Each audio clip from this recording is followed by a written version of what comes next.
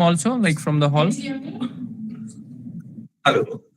Yes, we can see you. Yes. Great. So we can continue. Just a second, ma'am. Your voice is going or not? Though it will go from here. No, let her talk to this. Okay. I'll just hear it. Have to.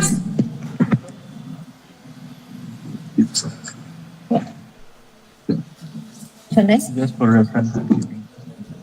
1 minute. All right. A very good morning to all of you.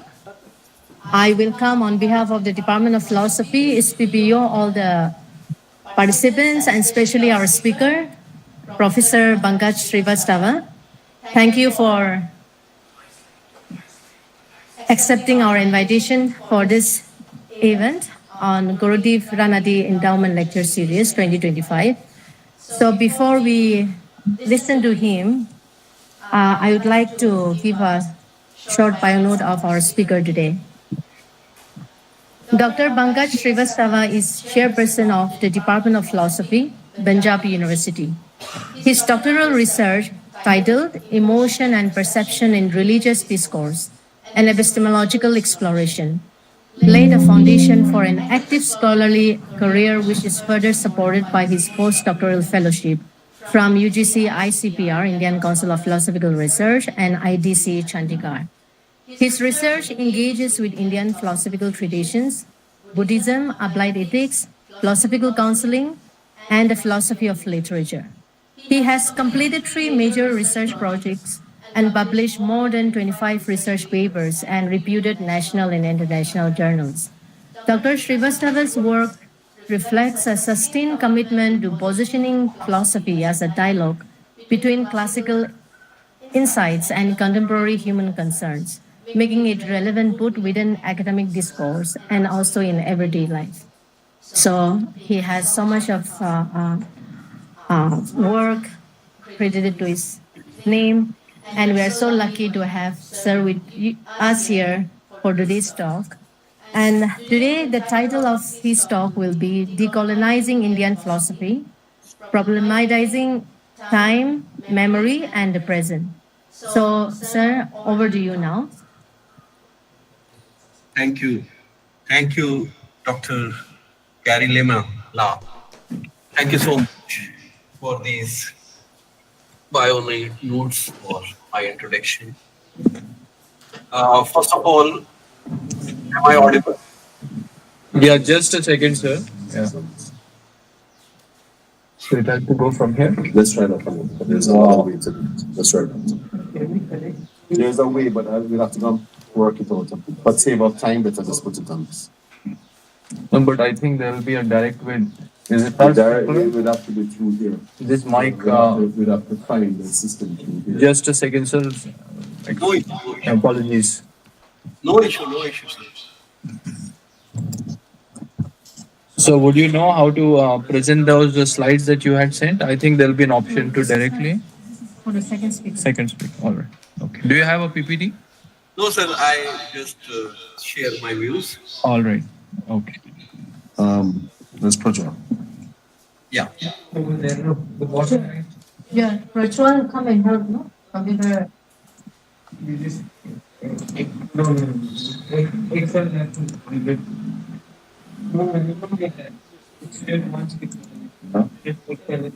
It's not coming on that. It's not coming on it.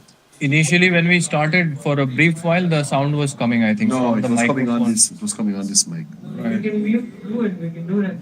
But it's not coming.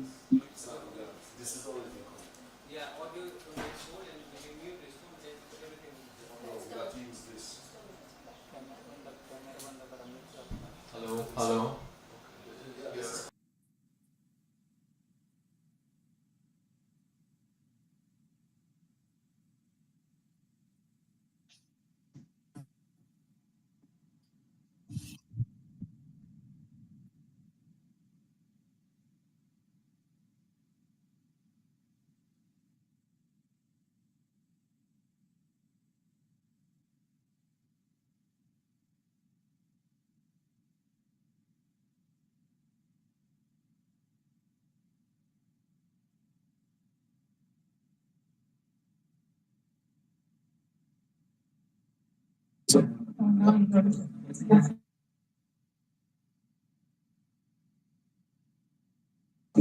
Right, sir. We can go ahead.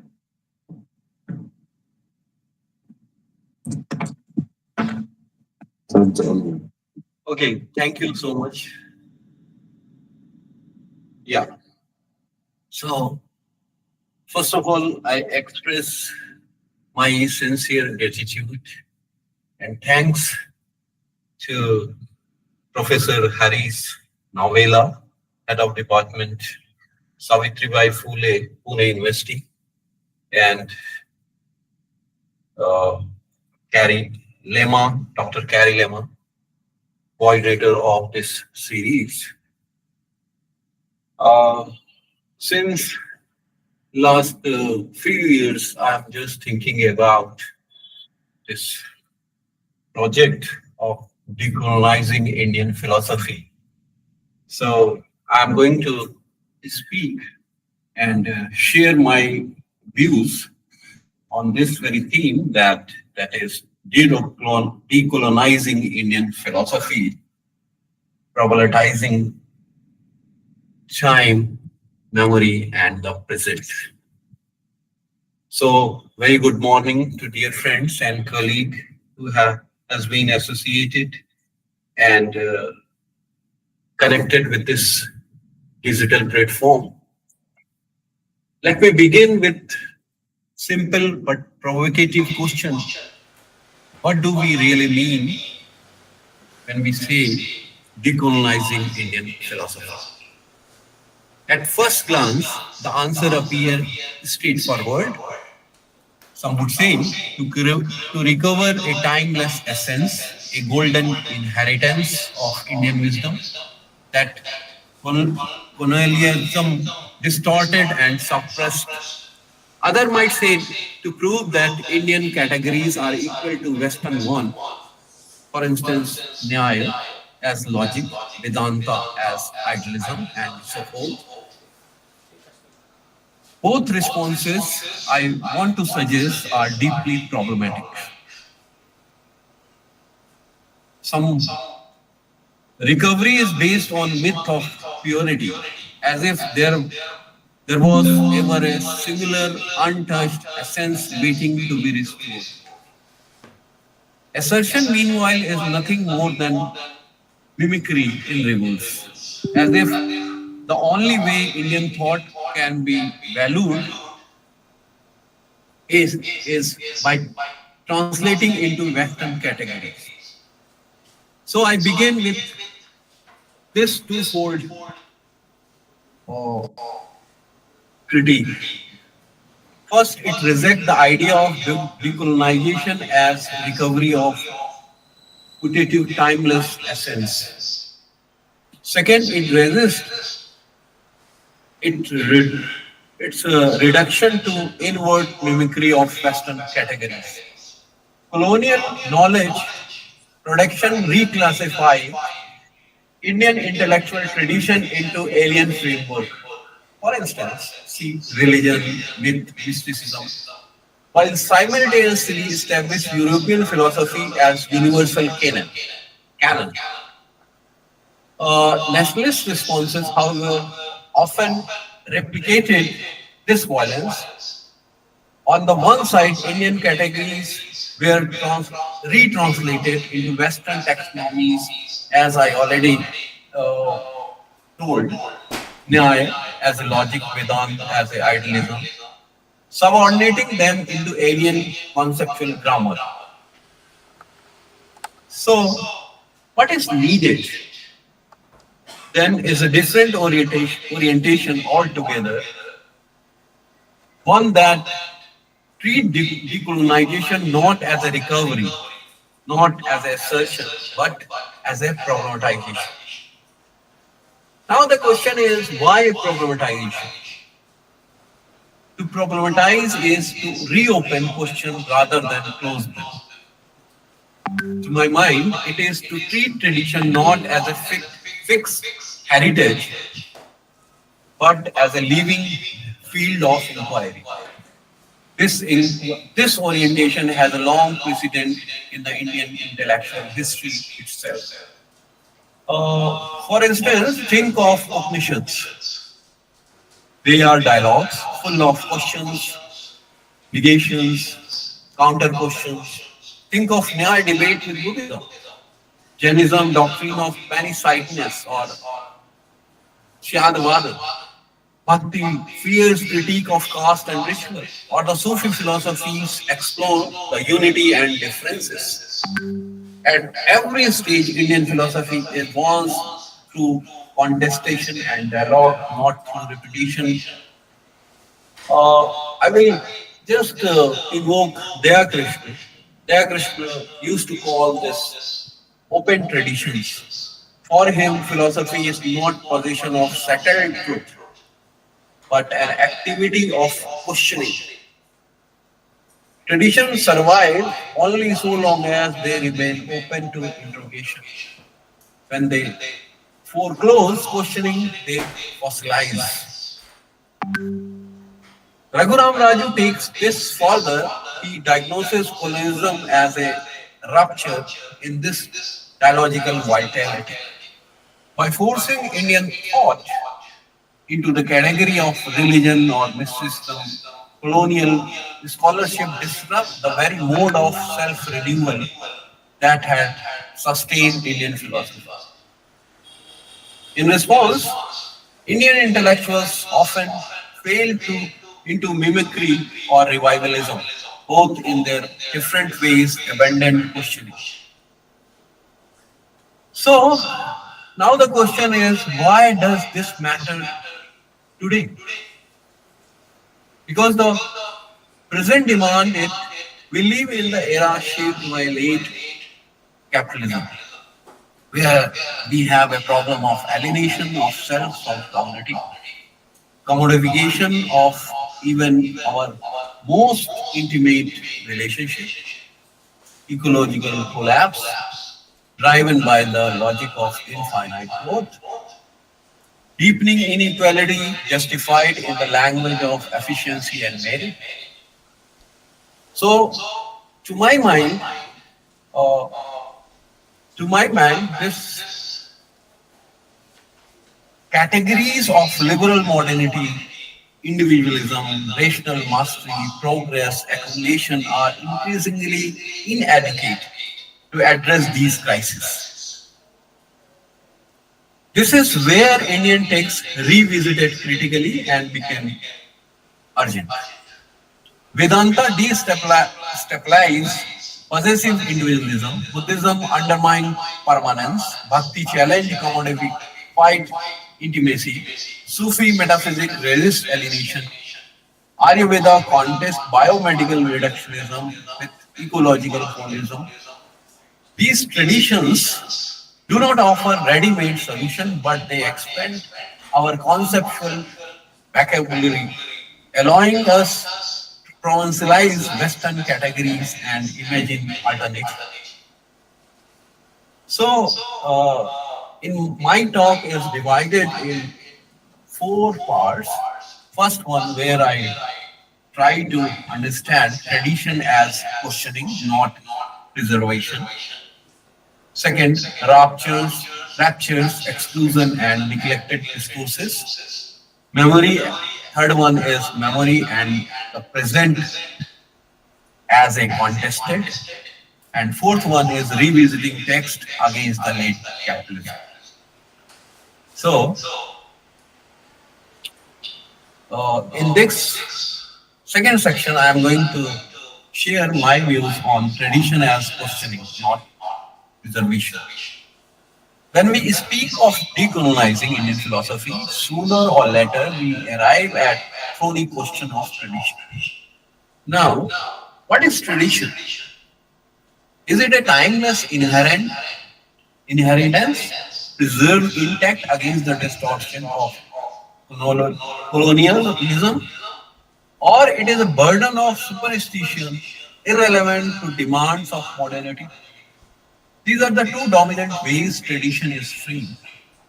One side sacralize it, the other demise this legitimizes it. But both, I suggest, share a hidden assumption that tradition is static. Against both, I want to argue that Indian philosophy has historically sustained itself not through preservation but through question. Not by repeating what was already said, but by contesting, debating, reinterpreting. If we are serious about decolonization, we must recover critical energy rather than treat as either sacred relic or archaic beach. Here I again quote Dayakrishna. Dayakrishna, one of the boldest Indian philosophers of 20th century, explicitly challenged the assumption that tradition is closed. His idea of open tradition refused to identify philosophy with settled doctrine. For him, philosophy is not possession of truth, but activity of questioning. A tradition remains live only insofar as it will welcome, question, debate, even challenges to its own authority. When traditions foreclose questioning, they fossilize. Now, I invoke another philosopher, contemporary philosopher, that is Raghuram Raju, offer a diagnosis. Colonialism fractured the dialogical mode of Indian philosophy by classifying Indian thought as a religion. Here in Indian tradition, we have a notion of dharma, not religion. That is quite different from the notion of religion. So, if we visit Indian philosophy, we find that Upanishads, where we have a dialogue between Yagyavalkya and Maitreya debating immortality, where Nachiketa interrogating Yama on death, the method of niti niti, not this, not that, is injunction against closure. We have been witness this debate of Nyaya and Buddhism sharpen each other categories in fierce debate on inference and perception. We also have Anekantvad, Bhakti poet like Kabir, Ravidas, critique caste, ritual patriarchy. I also, especially in medieval period, we have Darak Sikho Majmaul Bahrain, exemplifying Indo-Islamic dialogue, bringing Quran and Upanishad into one frame. So, what I want to emphasize that there are three implications on this revisiting Indian ancient tradition. There are three implications. First one is that tradition cannot be essentialized as a timeless spirituality.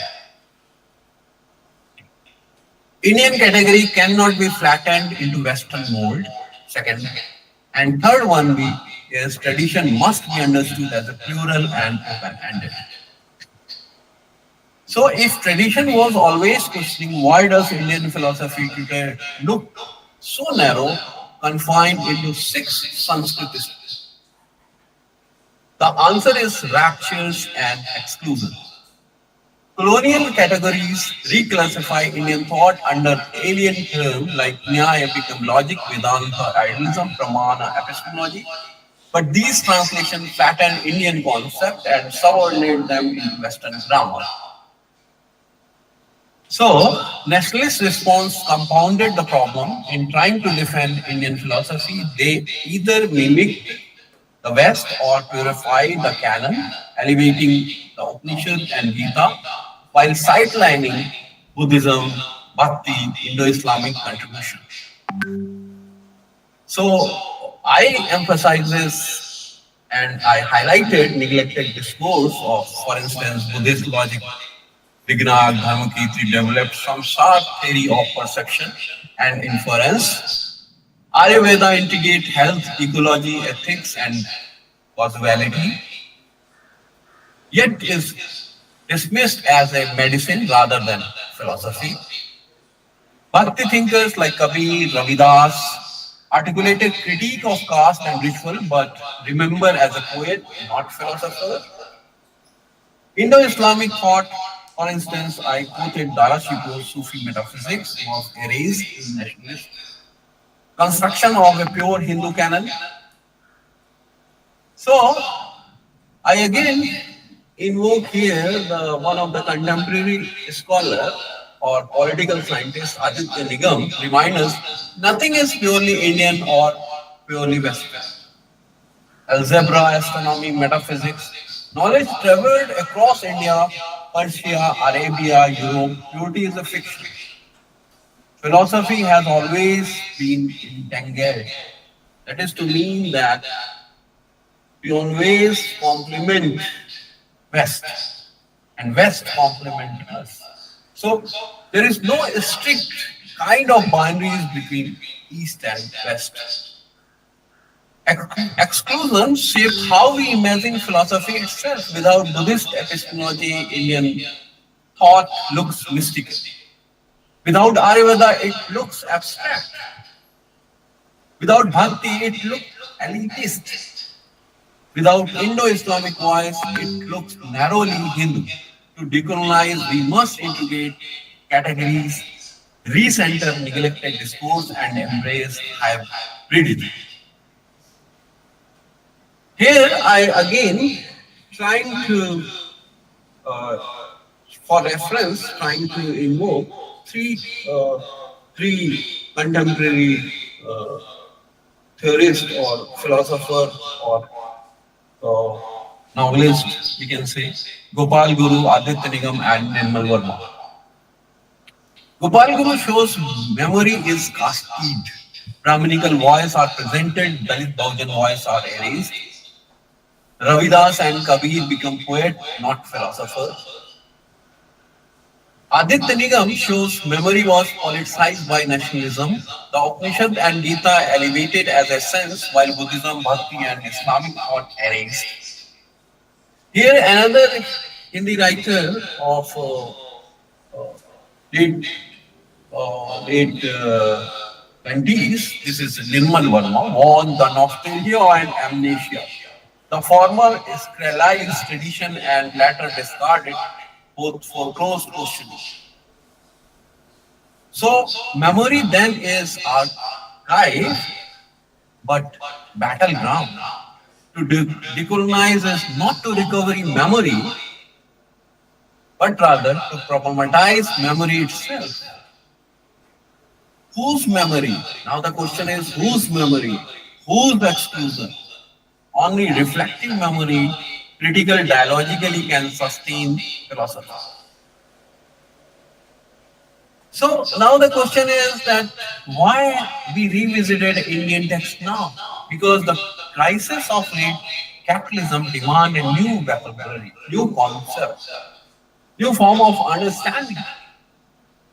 That is to mean that Vedanta destabilized possessive individualism with its claims of non-duality.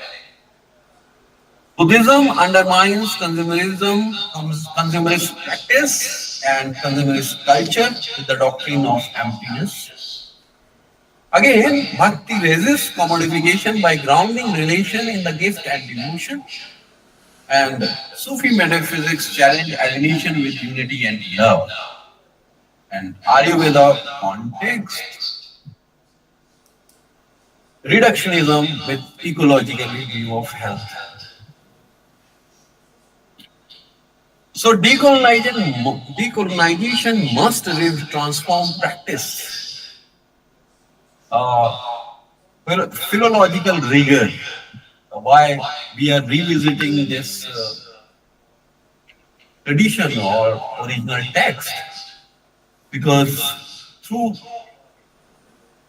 understanding the revisiting text, these traditions do not offer ready-made solution but provocation.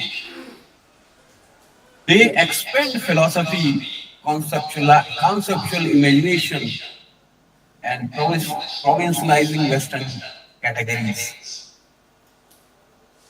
So Now, what is the solution? How we do that? That is the main question. So, through my mind, I try to frame some of the solution. First is methodological. Our research must combine philological rigor, contextual historicism, and problematizing application. Text must be read in original language, situated in practice, and mobilized for contemporary questions. Curriculum. Second one is the curriculum.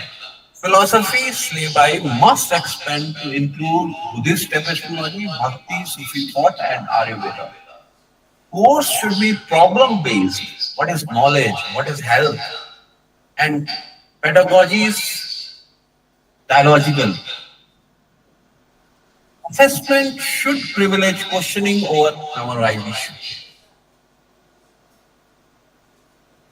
At institution level, hiring must prioritize scholars trained in both Indian text and theory, including Dalit voice. Publishing must reform peer review to include linguistic competence. Funding must support it, neglect area like Indo-Islamic philosophy. Uh, at the level of ethics, safeguard must prevention, appropriation, inclusion of different voices, subaltern voices. Uh, Indo-Islamic contribution must resist national erasure. Community reciprocity must guide collaboration with practitioner. Tradition must be engaged reflectively, not sectarialized. So, what I conclude that the call to decolonize Indian philosophy is often framed as a recovery or assertion. To my mind, both fail. Recovery rests on purity, myth, assertion on mimicry of colonial categories. My talk has argued for the third orientation, that this is a decolonization as problematization. I have given a three argument. First, tradition is questioning, not preservation. Giving reference from or quote from Daya Krishna and Raghuram Rajan. Second, exclusion must be confronted. Eurocentric category, casted canon, and nationalist erasure through the Sundar Sarukkai, Aditya Nigam, and Ambika Sharma. Third, memory is contested. I have referred uh, views of Nirmal Verma, Aditya Nigam, and Gopal Guru.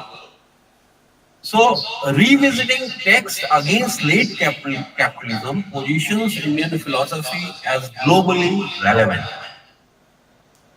not by addressing superiority, but by expanding critique. Vedanta destabilized individualism, Buddhist critique, permanence. Bhakti resists commodification, Sufism challenge alienation, Ayurveda contest reductionism. To remain more than rhetoric, decolonization must be institutionalized. Research protocols, curricular reform, hiring practice, publishing norms, ethical safeguard, only then does it becomes a lived practice. The stake extended beyond Indian philosophy. If philosophy becomes heritage, it dies as a critique. If it mimics Western category, it remains colonized. Only as a problematization can it remains alive. Decolonization, to my mind, is thus not restoration of original, but a renewal of questioning, the very practice that has always sustained Indian philosophy. Thank you so much.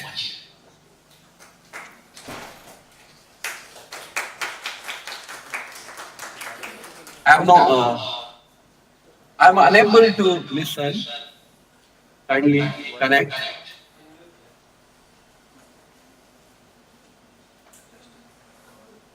So this is the way I see decolonization as a problematization.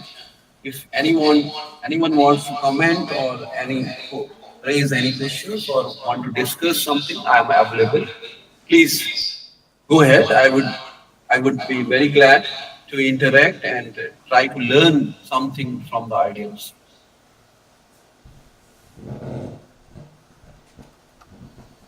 Yes, hello sir, I'm your coordinator for the event.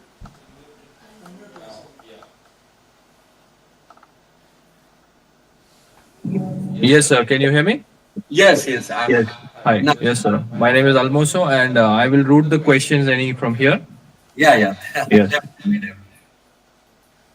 Questions and any observation or anything, anyone want to say something on this? This is my views and tentative paper, so I'm trying to develop this. Yeah. Anyone with question? Yes. You can come here and maybe speak it now. Or do we talk from here? Yeah. Hello, sir. I'm Govind Dansingani, and I'm a second year MA philosophy student at SPPU. Yes, yes. Yes. So the question on your topic, you talked about time and present. And you were sort of putting it like in context to maybe the whole colonization aspect of it. Yeah. But can you elaborate more on the time and present? Because time introduces a sort of continuum, and the present tends to talk about the now. But I was trying to get it connected in your discussion. Maybe you can elaborate more on that. Yes. Can we have a more questions so that I can? Who wants more questions? Yes, sir. All right. Any more questions? So he wants to take it all together. Yeah. Yeah. Uh,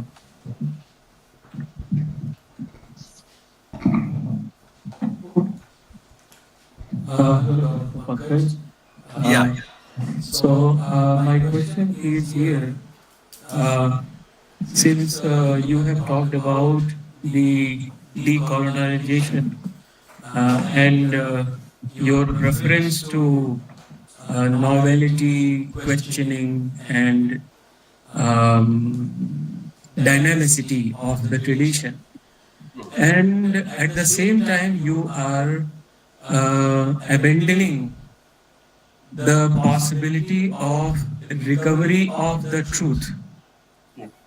When you say that novelty is required, when you claim that questioning should be the essence of tradition, without the recovery of the truth that is there in the tradition, neither novelty is possible nor the questioning is possible. So, first and foremost, need of the hour to challenge the colonization of Indian philosophy is to preserve the truth first. We can say that truth is not closed to newer openings, but at least those philosophical truths that have been realized by the Indian philosophers in different formats, in different metaphysical framework, be it Jainism, be it Buddhism, or be it Vedanta or Upanishad. So first, recovery is important, I think. Only then the questioning and the possibility of novelty will be opened. So I think that if you demand for questioning, it is very much important to go deeper into the tradition in order to understand what truth is, at least understood by the seers, by philosophers, and the even for that matter not to mimic Western categories, the logicians or the maybe physicians of Ayurveda and so on. Yeah, that's all. Thank you. Thank you. Thank you so much for your comment. Uh, so let me begin by the notion of time.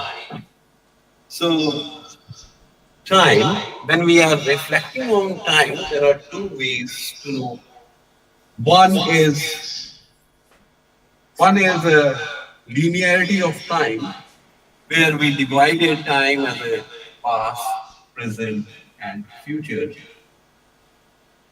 But here in Indian tradition, we have a notion of kala, or this is a cyclic time, time in the sense that we always move towards our our memories or smriti, that is the past, and at the same time, we also uh, create something new, where I am trying to emphasize that by not only just memorizing the past, that is a smriti, but at the same time, through our epic tradition or literary tradition, we are creating something out of. So that is why there is a difference between itihasa or history and Puran. Uh, when we are trying to understand uh, the objects of past in terms of Western category of history, then uh, we are trying to understand what is archive. That is, our emphasis is to preserve what I say, preserve in the museum. If you see Europe, this is full of museum preservation, archival. So to my mind, uh, tradition is not archival. We have to question the tradition. We have to reinterpret, revisit, create a dialogue. Then that tradition becomes a live tradition. So here I relate this very idea of time. That time is not something linear in especially Indian philosophy. It is a cyclic. Uh, you see, before this Navaratra, we have a star. We memorize those who passed. We are living with their memory, their memories. We are celebrating as a festival their memories. So, to my mind, notion of time is not a linear one. That is why I say what Professor is talking about, that we have to preserve. I'm not saying that we have to preserve in terms of archive. We have to relive that time, that past. So, in order to relive that past, we have to question. You see, nowadays, a lot of development in this technology. We have all this instrument and all such things. So, how to deal with that archive? So, I'm not denying that archive. I'm only my emphasis or my appeal is to rethink in truth. Truth is not, sir. To my mind, truth is not something there in tradition.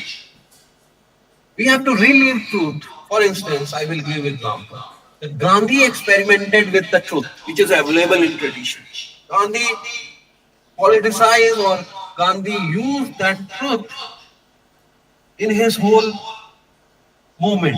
So here it is not merely a truth of Jnana or truth of some Vedic tradition. How you relive that truth? I'm just talking about that. In that way, uh, Tagore experiment with beauty. So whole, these reformists of Vivekananda, so they are not only preserving that tradition. When Vivekananda talk, his all talks, whether it's Hindi or English or Bengali, he is reliving that tradition, what is earlier in Vedanta or Shankar Vedanta. So I'm just, my appeal is that rather than just preserving or just keeping that this is the text, this is the way we do text, we invoke the text in present day problem or whatever we are, our students, our research scholars are facing. So first thing is, that is why I refer the questioning, a whole dialogue, if you see Upanishads or Quran or all, we have this tradition of questioning. Once we question, definitely, you are trying to emphasize that truth is there. My point is that when we leave that truth, when we leave those values, we are recreating truth our own time. This is my submission. Thank you. Thank you for this question. Anyone else? I want to ask one question. Hello, sir. Yeah. It's just a comment, but also like a question that I want to hear from you. Please. I really like the notion of this complementary concepts that you bring between the Eastern and the Western philosophy. I mean, like, there's nothing like a superiority, as you have said, where we only complement each other's philosophy. And that's very interesting. And in relation to that, then, can you also give us some examples, of this complementary, approaches to philosophy, both from the Western perspective or from the Eastern, Eastern perspective as well? So I mean, like, there's something that if you, whatever you have known and you have been writing and, echoing about that. Thank you. Thank you so much, Gary Lemla. Carry I'm not able to pronounce Gary Lemla. Gary Lemla. Okay. Thanks. Gary Lemla. Here in this north, we are not able to pronounce something. Gary Lemla. Yeah. So I have given in my talk one example. This is very interesting. This Darashiko Majma'ul Bahrain. So he, in our classes or Indian philosophy classes, very few teachers initiated this. That you see, first time Darashiko translated all text or Upanishadic text, and then it goes to Europe through Middle East. So this, what Aditya Nigam pointed out, that this journey from east to west, how we translate traditional text in our own vernacular language. That's why I know Kabir, Raidas, and what Meena and all, or even in Panjab, Nanak. How they translate, how they've gone through that text and translate in their life word. That is main thing to my mind. So how Darashiko translated and reproduce Vedantic philosophy in Majma'ul Bahrain. So one thing is that knowledge is, as Socrates says, that knowledge is not something there. We have to nurture, to give a birth. So to my mind, knowledge is not there in past. Truth is not there, value is not there in past, and we utilize. We have to question, we have to discuss what is there in that time, in our present, and translate not only in terms of action, not only in terms of research paper or article, but in terms of our living tradition. So once we do that exercise, then that text not only become a sacred or archival, but that text become a life word in Wittgensteinian uh, form of life. So my concern is, as you are pointing out, that whatever there, we are not ignoring, I'm not underestimating whether tradition, our tradition, or Western tradition, or Greek or Indian philosophy. I am just appealing to uh, develop a uh, dialogue with those texts within within a time framework. It is very difficult for me to go there in that time. As E.H. Carr pointed out, that history is history is a study of past through the lenses of present. Here, the past and present and future dissect in phenomenological method. So that is why I again and again emphasizes that nothing is a pure. Nothing is something what we call sacred. In religion, it is a sacred. That's why in philosophy, nothing is a pure. We always engage, deliberate, dialogue. That's why we have an argumentative tradition where even a Nachiketa asks question, why you see? Nachiketa asks question to Yamaraj. So our tradition give us autonomy and freedom to ask, to problematize, and then to experiment with those values or those truths in our life. So you are talking about the examples. So many examples I have given, like Kabir, Nanak, Vivekanand, Dayanand. They all are not only traditional pundits. They are trained, trained in their contemporary language, contemporary tradition. They invoke and decipher tradition and revisited tradition in their own time. That is why all, new Vedantists in Buddhist tradition, we have all, I referred Dignar, Dharmakirti, Aryadev, and all such things. So this revisiting tradition is important. Thank you.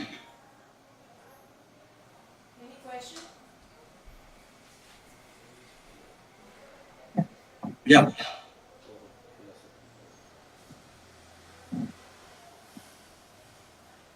We are checking, sir, if there are more questions. Any more Yeah. questions? Please, please.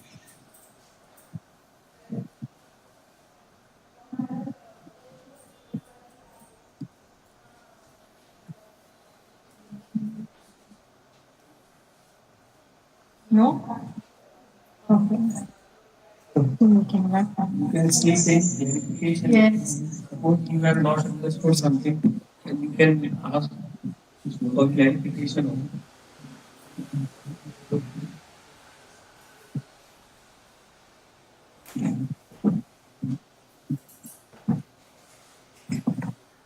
Then, if there are no questions, shall we wrap up the session? Hmm. Yeah. Uh, Thank you, sir. Thank you so much. It was very enriching. You have put a lot of ideas to think about in a nutshell, which is very interesting. So, thank you for your time, for your wisdom, and we hope that in the future you will still be with us. I mean, like whenever we need your service and your, scholarly work in the department. So, on behalf of the department, we thank you so much for this time and for giving us this wonderful talk. Thank you. Thank you so much, Gary Lemon. Thank you so much. It's a very enriching learning experience for me also, because you have given a chance to share my views or whatever limited knowledge I have. So this is a very, very good experience for me also. I wish you all the best for success of your department and university. And definitely, I love to come there and interact with. Yeah, next time we will try to bring that opportunity, which we missed this time because of the limited fund here. Yeah. No issue, no issue. And sir, if you would like to again join for the remaining, top, programs, it Uh, will be live streaming in YouTube. So I okay, can share you the link and other speakers if you would like to listen to them. Yeah. definitely. Whenever I have a time, definitely I will connect and try to join. Okay. Thank you so much. Thank you. Thank you so much. Yes.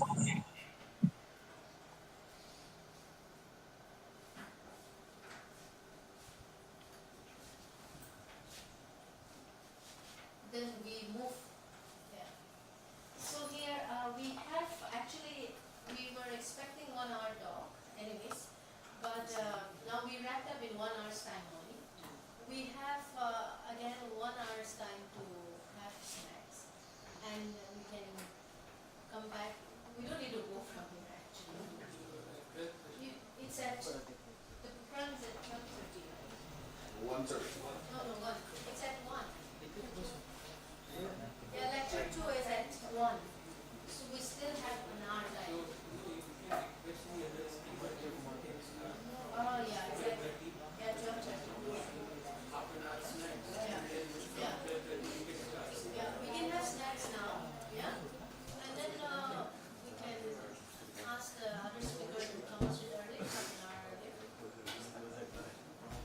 I was expecting that there will be more questions from the student. Then we can give at least half an hour's time. But somehow, if you don't question, I mean, it's just a monologue, you know. The speaker is just saying what he has to share with us, and we are not responsive to that. But it has to be a dialogue, right? Man, who was the topic chosen? Which one? The one who's that. Yeah, it's already there. Go back As to in, the share. no, what I mean to say, how was it chosen? Who chose the topic? Yeah, speaker will choose the topic. It's the choice. Right, so what happens is that when he gave that topic, Yeah. and what I heard, there were, like I asked him a question, but what I found was is that he did not answer directly my question. Oh, right. However, if I went and I persisted on the answer, I realized that he was not capable of answering my question. So it was pointless that I would ask the question. The other thing is that, like, when you consider just the words of the topic, they didn't seem very receptive to being in the close. Yeah. No, you know, I think it's always the case with every speaker. Yeah. I mean, like, generally, Sure. it's not all the time like speaker is reading with a very direct and ready with answer. Sometimes the questions are tricky. Correct. So at the spur of the moment, you may know, but you may be unable to drop. So sometimes these things also happen. So the other thing too is that, like, when I saw the topic, there was an expectation in my mind. And but when I heard the speech, then I realized that I wasn't able to relate. Right. However, the next topic, Yeah. I'm also having great expectations of that. Yeah, Because see. he's brought in some dimensions of psyche, he's brought in dimensions of Aurobindo and the supermind. So I'm actually doing some research on that on my side. Yes. So I'm interested to hear what he has to say. Exactly, So yeah. let's see what he did. Yeah. And the topic is very interesting, but the content is also what you deliver, right? And sometimes it doesn't match. And maybe this is a very interesting topic, but somehow he didn't deal so deep. He didn't deal so deeper into the thing. So that's what I thought. That's what we got.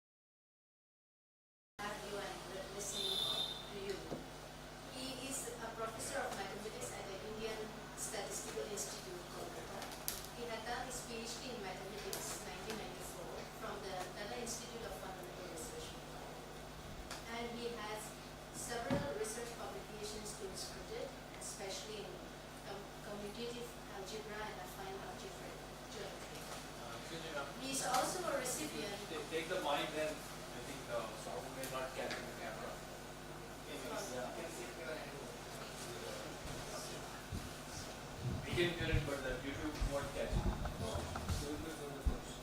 Alright. So he is a recipient of Teachers Award of the Indian National Science Academy. And Professor Dutta has taught, mentored and guided several students after he joined ISI Kolkata as a faculty member in 1996. Professor Dutta has also been regularly delivering lectures and writing articles on topics in history of science, especially on ancient Indian mathematics.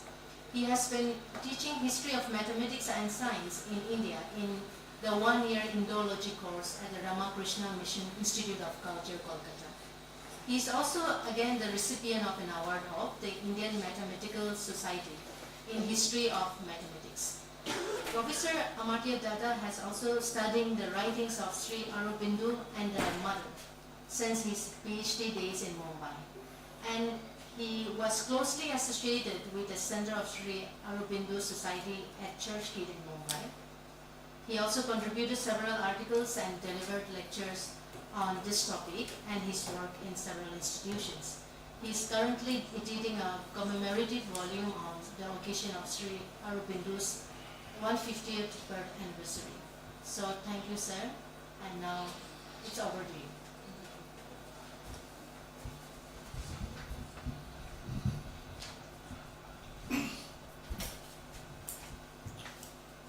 So just I would like to add one line to the last part of the introduction. So my introduction to Sri Aurobindo and the mother practically started, I'm from Bengal, but it actually started in Mumbai. And the first major speaker, that is, I used to read in the Churchgate Center, but to hear someone speak on Sri Aurobindo, the first such speaker whom I was fortunate to meet was Professor Mangesh Natkani. So another Maharashtrian. And in fact, I would maybe, he passed away in 2007 and I had written my personal reminiscence about him, which many people liked. I'll send it to you. Okay, so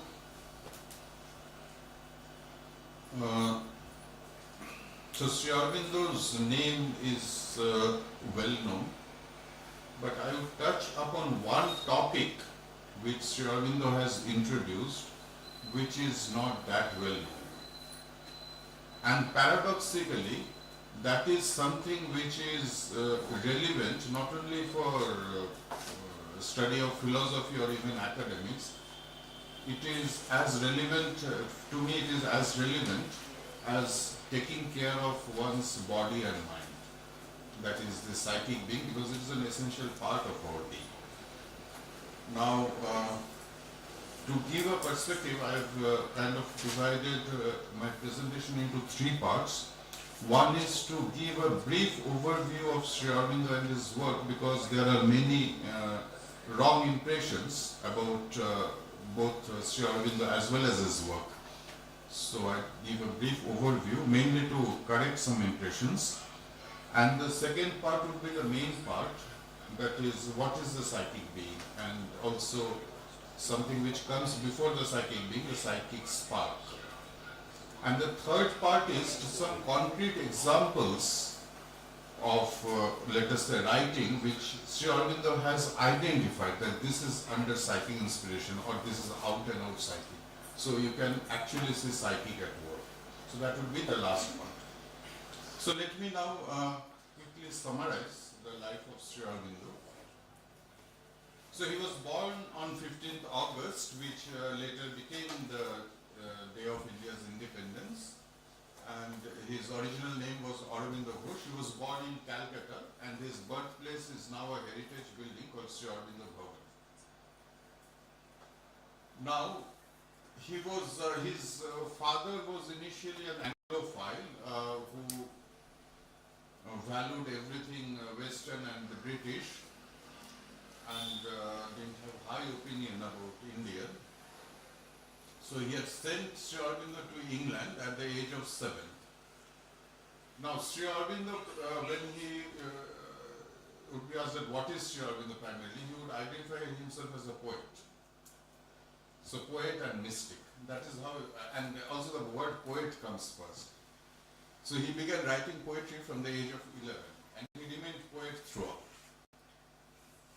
So it was a 14-year stay in England, and the Maharaja of Baroda was very impressed by him when he met him in England and offered him position in his estate. So Sri Aurobindo first was an administrator in the service of the Maharaja of Baroda, and later he became vice principal of the Baroda College.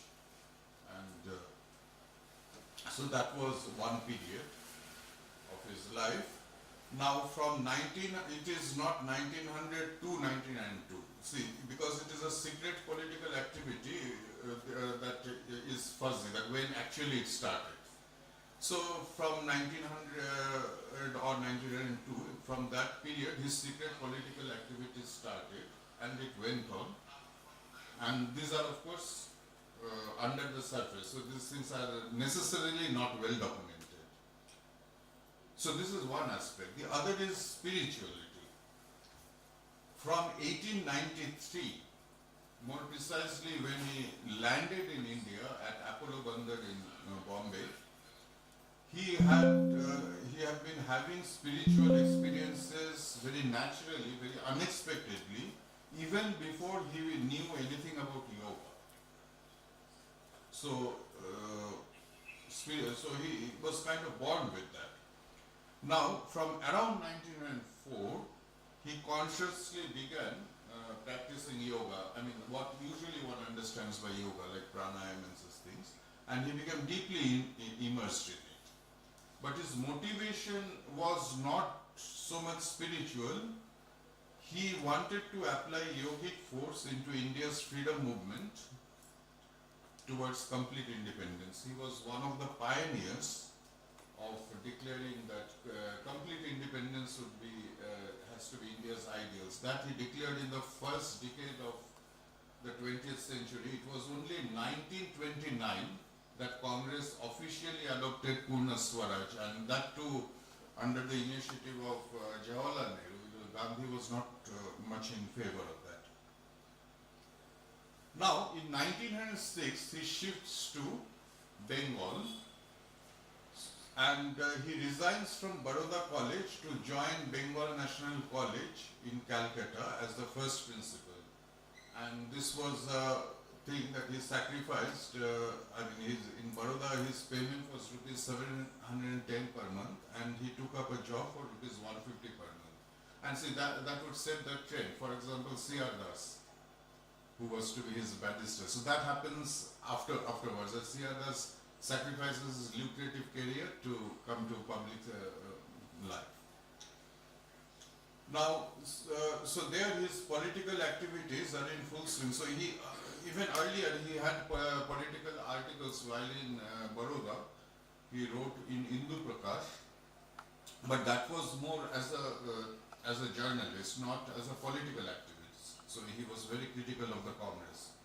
So he starts writing fiery political articles in the journal called Vande Mataram, and he outlined the programs of Swadeshi, boycott, non-cooperation, passive resistance, national education, etc. The things that we associate with Gandhi would take up in the 1920s, that he had already outlined in 1905.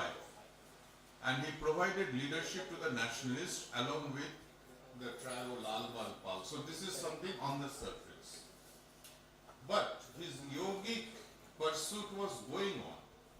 And in January 1908, he had attained the realization of Nirvana, which for many spiritual seekers, that is like a final aim. That it just walked into him in January 1908. So let us summarize. During 1906 to 1908, simultaneously, he was doing yogic work culminating in Nirvana. He was doing educational work as professor and principal of Bengal National College. He was doing 1908. Simultaneously, he was political work on the surface in Nirvana through Vande Mataram, and was doing educational work as on the surface. And underground, he was preparing secret. Simultaneously, he political about so what I want to emphasize is that his yoga start in Alipur. This is a very wrong underground in Alipur. Transform from political leader to spiritual leader. That's not the case. So what I want to emphasize is on the 2nd May 1908, Aurobindo was arrested in the Alipur underground in Alipur, and he was in jail for exactly a year. So what I want and during that, on the 2nd May 1908, he was arrested in the Alipur underground spirituality. And he was Alipur, he had the realization of cosmic exactly a year. And during that, on the 2nd May, achieved while in Alipur. And the second thing is that his main work which he did in Pondicherry, about that he got an intimation when he was in Alipur jail. And that came through Swami Vivekananda. Swami Vivekananda had passed away in 1992. But Sri Aurobindo is on record. He himself has written and said that the spirit of Swami Vivekananda visited him and gave him a clue regarding his future work, which he would take up intensely in Pondicherry. So what happened in Alipur is not that he entered spirituality for the first time, but his spiritual pursuit had a new direction, which was unprecedented. Now on 6th May, he got acquitted a few days after C.R. Das's famous speech. And in 1910, less than a year later, he leaves Calcutta, first for Chandan Nagar, which was incidentally a French colony at that time, inside West Bengal, and then Pondicherry. And he went under inner call. So he arrives at Pondicherry on 4th April 1910. And now a new phase begins.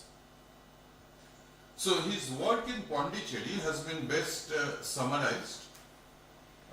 So his work in Pondicherry can be summarized in this way, that he had envisaged the possibility of humanity taking an evolutionary step towards a higher consciousness, which he called the truth consciousness, and he later called it supramental consciousness. Now, this idea of supramental consciousness is something which he got in Alipur. And that is Swami Vivekananda told him that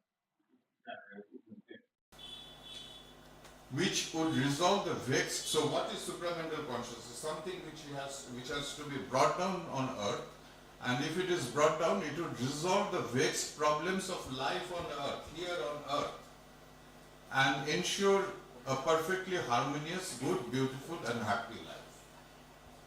Now, this sounds very positive, but you have to realize that this supramental is way beyond our normal mental consciousness, and in fact, Sri Aurobindo has given terms for progressively higher ranges above the usual mind. So, after mind, there is higher mind, then illumined mind, then intuitive mind, and then over mind. Over mind is the origin of all great religions. For instance, the Gita that we have with us. The Gita originates from the overmind.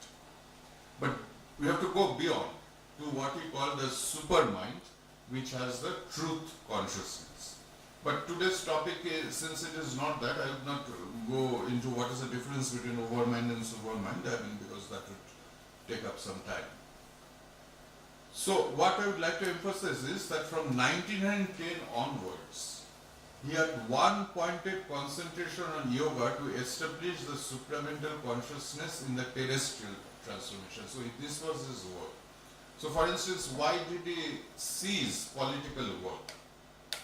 It is not that he was disgusted or fed up or anything. It is like a scientist, a top scientist, he progressively sheds off many of his activities for one pointed concentration. You have to see it from that perspective. This is something unprecedented that he was doing to establish the supramental consciousness in the earth atmosphere. Nobody is on record of having attempted it before. So as to transform life on earth by bringing into it the light, power and bliss of the divine truth and create a life divine on earth. This is a radically new yogic work. This goes beyond any traditional yoga, and therefore what the practical consequences that Sri Aurobindo had to discover all steps by himself. There is no book which he can follow now. Unlike his earlier Nirvana, etc. This has been talked about. In Alipur jail, he had the guidance of Gita, but now there is no further guidance from existing texts. So he had to discover all the steps by himself in collaboration with the mother, whose original name was Mira Alfasa, who came from France. Now we come to the mother. She arrived in Pondicherry on 29th March 1914 and stayed for nearly a year, but then she left to work in Japan. And when the mother and her husband Paul Risha had come to Pondicherry, at their insistence, Sri Aurobindo started the philosophical journal called Arya, where he wrote serially what would later become the books: The Life Divine, The Ideal of Humanity, The Human Cycle, Synthesis of Yoga, Essays on Gita, The Secret of the Veda, Essays on Indian Culture, The Future Poetry, and many other treatises. All these were written during this period. At least the initial draft, they would be revised, some of them would be revised in the 1940s. And the mother finally arrives in Pondicherry on 24th April 1920, and this is observed as one of the darshan days. Then a remarkable incident happened on 24th November 1926. So that's a landmark in Sri Aurobindo's yoga, and therefore it is called the Siddhi Day. So he describes it as the descent of Krishna into the physical. So technically, I mentioned the various ranges of the consciousness, the overman consciousness, which many people had earlier. The Gita, as I said, was written from the overman consciousness. But the author of the Gita didn't have overman in his physical, probably did not. Many of the yogis, they have the consciousness inside, but here the overman consciousness had descended into the physical. And now the most hardest part would be taken up, because we have to go step by step. So overmental siddhi happened in the physical in 1926, and now to bring down the supramental. And therefore Sri Aurobindo withdraws into complete seclusion for the intense yogic work to bring about the descent of the superman.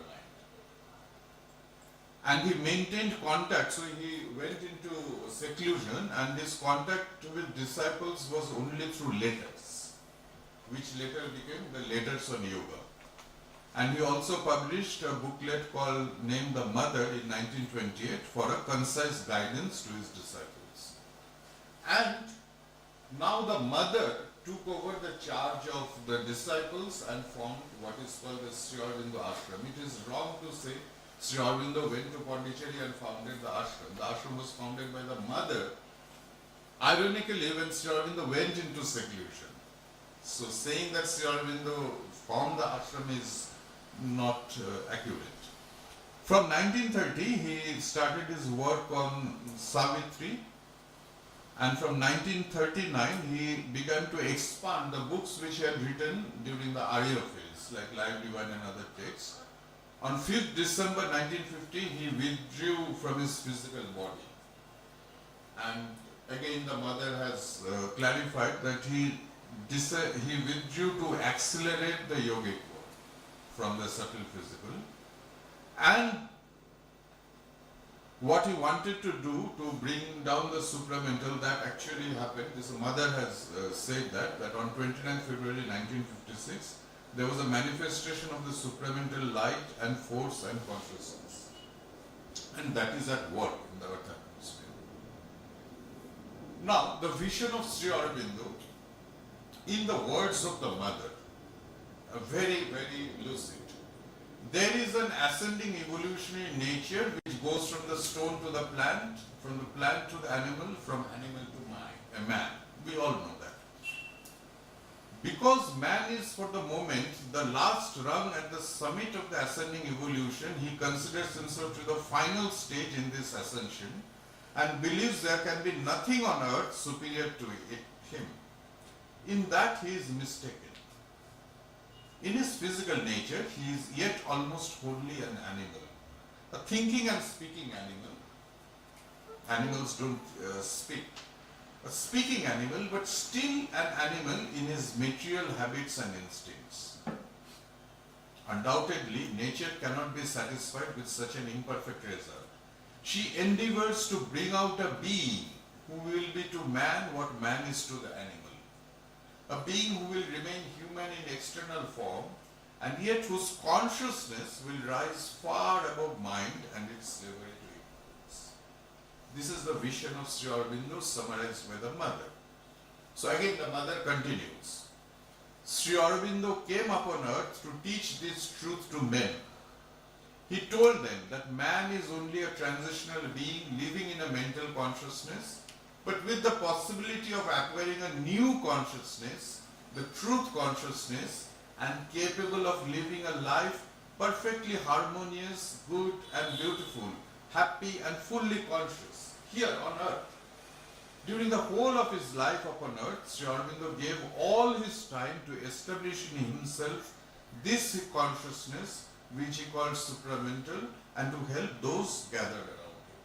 So this is one passage, and in another passage the mother says, Sri Aurobindo incarnated in a human body the supramental consciousness. That is, Sri Aurobindo eventually possessed the supramental consciousness in his body and has not only revealed to us the nature of the path to follow. Sri Aurobindo didn't have any textbook now, but now he has given us the path to follow and the method of following it so as to arrive at the goal, but has also by his own personal realization given us the example. He has provided us with the proof that the thing can be done and the time is now to do it. So, there are three fundamental principles in Sri Aurobindo's vision, which is new. One is the evolution of consciousness, so much so that the title of, there are many biographies of Sri Aurobindo. One of the biographies is titled Sri Aurobindo or The Adventure of Consciousness. This is the title of a biography by a French disciple named Satprem. Second is the supermind or the supramental consciousness, about which I have said just now. But that is not the topic, it was said more as an introduction. And the third, today's topic, the psychic being. And the time for humanity is to accelerate through yoga. So far the evolution was happening naturally through nature. But now the time has come when the humanity can accelerate the evolution, and the method is yoga. Its evolution into species with the accelerate its evolution to species with the supramental consciousness. Now, what would this need? It would require a gradual transformation of the instruments that we have. That means our mind, our vital, that is the seat of our life force, and the body. So, mind, life, and body, these have to be transformed. Now, the yoga of transformation, this is beyond human beings. This can be undertaken only with the help of the supramental consciousness which has now come down. So with its aid, one can now start the process of transformation. Now the first major step in this transformation is the realization of the psychic being in an individual. So this is where the psychic being is placed in Sri Aurobindo's scheme of things. Now here I've kind of given how psychic being comes up in Sri Aurobindo's yoga. But as far as the supermind and supramental consciousness is concerned, these are long-term plans. I mean, it would take centuries to reach there. But for me, the psychic being is something which is immediate. I would say urgent. So now, so whatever Sri Aurobindo has written, this is for the purpose of those who would be following his yoga. But now I am taking a slightly different, different perspective. I am saying from people who may not be involved in Sri Aurobindo's yoga, even for them this is relevant. So now whatever I was saying so far are sayings from Sri Aurobindo and the mother, but now what I am saying is my thing, and therefore don't confuse, it is not Sri Aurobindo or the mother who has said what I am saying in the next page. So I am now posing the question of refined humanity. So, and think of a person, a man or a woman, who is highly refined and cultured, not a yogi or sadhak. Consider a highly refined and cultured, pure and good-willed person, with a turning towards the infinite, but who is not yet ready to take a plunge to a rigorous spiritual life. You all know that in the Upanishads, spiritual life is considered like walking on a razor edge. It's not a plaything. And a person maybe have all these qualities, but may not be fit for spiritual life.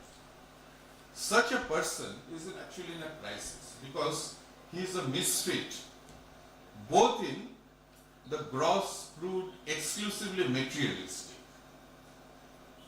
mainstream life of passion. He doesn't feel he is not fit here. He's too refined. On the other hand, there is the ashrams, there is the spiritual life. He hasn't got a call for that. Spiritual life for which he hasn't received a call. We come across such persons. Now, this is often the problem of the highly sattvic type. Highly sattvic, who has reached the, climax of what our ethical, moral, mental can do. And he is lonely in a crowd, a sort of a Hamlet. See, Hamlet was, very of a very high, noble, and etc. And it is he who suffered. And it is like what Arjuna would have suffered without Krishna. And there is a Bengali song by Rabindranath. Rabindranath wrote it as a poem, and you must have heard of Pankaj, and he had set it to tune and sang. Bhareo nahe, pareo nahe, jejo nache machhane. So I'm not a singer, but I just wanted to give you an idea of the tune, so that you can read the English. Neither at home nor on the shore, the one who has remained midway. The refined sattvic person. Now, what to do with such a person? The refined sattvic person who is in contact with his or her psychic being. If you come in contact with psychic being, or at least, that is also a tall order, at least if his instruments, the mind, life and body, comes under the psychic influence, then he can feel at home even in this life on earth. So this is something which is my point of view, that why the psychic being, even if one is not interested in philosophy and therefore in life divine, and even if one doesn't have the call for joining Sri Aurobindo Seva, the psychic being is something which is relevant. Just as our mind, it is important, we all know that it is important to take care of our body and mind. It is also important to nurture, like the body and nurturing the mind, one is to nurture the psyche. So now let us move on to the next part. First, to clarify what is not the psyche. So therefore, because we use the word soul for psychic being, but then the soul word is very ambiguous. So we can say that we have in us a double soul. One is the surface desire soul, and which we normally identify as ourselves. This works in our cravings, our desires, our emotions, even our aesthetic faculty, our mental seeking for power, even knowledge and happiness. This is our surface soul, desire soul. That is to be distinguished from the psychic entity, which is a pure power of light, love, joy, and refined essence of being, which is our true soul, the divine element in us. So, just to give you an example, it is when some reflection of this pure psychic entity comes to the surface of a man. He may not be conscious of it, but it can come to the surface, less language. So, just to give another example, the desire soul in us is shut off from the divine delight, cosmic delight, by its thick egoistic walls. It is, content with itself, but even when touches of the cosmic delight enter through the walls, it becomes something small, something dwarf, and what is worse, it becomes distorted. In psychic, that doesn't happen. The psychic entity in us is open to the divine cosmic delight. So, before coming to psychic being, there is a stage. So I jumped into psychic being, but I think it should clarify. There is a because not all of us may have well-developed psychic being, but what all of us have is a divine element in us, a psychic spark, psychic essence, which usually stands behind the ordinary consciousness. At first, it is not sufficiently developed. Even when developed, it may not come in the front, or it may not come in the front frequently or always. This often happens with people in politics. They may have developed psychic, but what happens is that due to the very nature of the occupation, it kind of doesn't come in the surface frequently. It expresses itself through the three instruments, mind, life and body, but only as far as it is allowed by the imperfections and limitations of the instrument. So it's like light. If it passes through a glass, then depending on the quality of the glass, you get a fraction of it, and it may even get distorted. Now, what is relevant? It grows in consciousness. See, psychic is something evolving. It grows in consciousness. It gains strength every time there is a higher and a deeper movement in us. So just as we give quality food to the body, quality, intellectual things to the mind, similarly, when you have some higher and a deeper movement, you are nurturing the psychic being. So think of your psychic. So think of psychic as a child within you, us, which we have to nurture. How? By a higher and deeper movements. So by an accumulation of these movements, a psychic individually develops. And once this, this essence develops into an individuality, then it is called a psychic being. So psychic being comes even after some stages. So now to define the psychic being, in Sanskrit it is called Chaitya Purusha. It is the immortal divine essence in us which participates in the terrestrial manifestation. This is what distinguishes from pure spirituality. It is in the manifestation. Supports the instruments of nature in us like mind, life and body, and evolves from life to life. Now there is a related concept, but the soul referred to in the Gita, that is a Jivatma. So there is a distinction between Jivatma and Paratma. But Jivatma is not to be confused with the psychic being. The Jivatma also supervises the life of an individual. So the second thing is common, but it is something stationed above the terrestrial manifestation. It is not directly involved in the external manifestation. So psychic being is something which is directly involved in the manifestation. So to give a kind of an analogy, the distinction is between, if you think of the life as a football ground or some cricket ground, the distinguish between the coach and the captain. So Jivatma is like the coach. Jivatma is also guiding, but will never set its foot on the actual soil. And the captain works from the soil. And it is evolving from life to life. Jivatma is just the divine, the individual divine.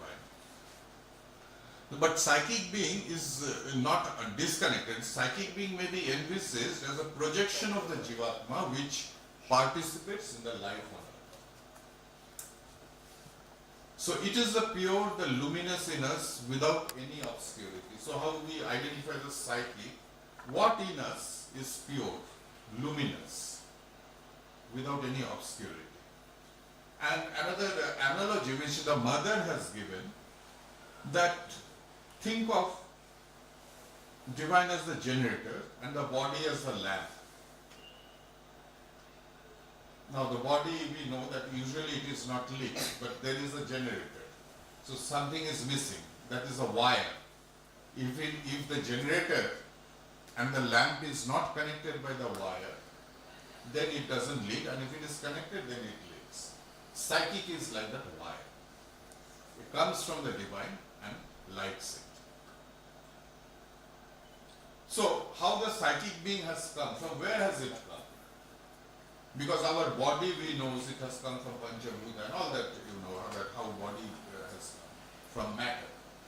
Psychic being is a special aspect of the divine consciousness that has taken shape in an individual in a certain special individualized form.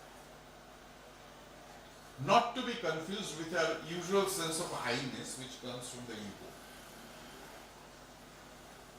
In the psychic, so now again to give a criterion how to distinguish between ego and psychic. In the psychic consciousness, one is conscious of one's individuality, one's own line of expression, but there is no sense of division between the individual and the universal consciousness. That you feel you are a part of the sea, and which doesn't happen with the ego. So psychic is conscious of individuality, ego is also conscious of the individuality, but ego does not have the sense of being part of the universe. When one is part of the universal, that sense is there as a natural thing, then one knows that that part is psychic. So psychic is something, psychic being is something in us that comes directly from the divine and is in touch with the divine. That's an analogy of the wire. Lamp is not connected, lamp and generator, they are at different stations, but psychic is both connected with the lamp, with the lamp as well as with the generator, and is in touch with the divine. It's the real individuality of the true and divine individual within us. Now we know as a divine as, it has been described as Sat, Chit, Ananda, three aspects. Sat, Chit, Ananda. So Ananda is bliss. Psychic comes from that aspect of the divine, the bliss. It is from the Ananda aspect of the Satchidananda that the psychic being is manifested in the world. So psychic is something which brings you cheerfulness. Now again, I remove the technicalities and come to our life on earth, the element of the psychic. So first, what is a psychic being? Again to summarize, it's a center of light, truth, knowledge, beauty and harmony, which, so we know from our scriptures that there is a divine self in us which has been called Purusha in the Upanishads. That's not the psychic being.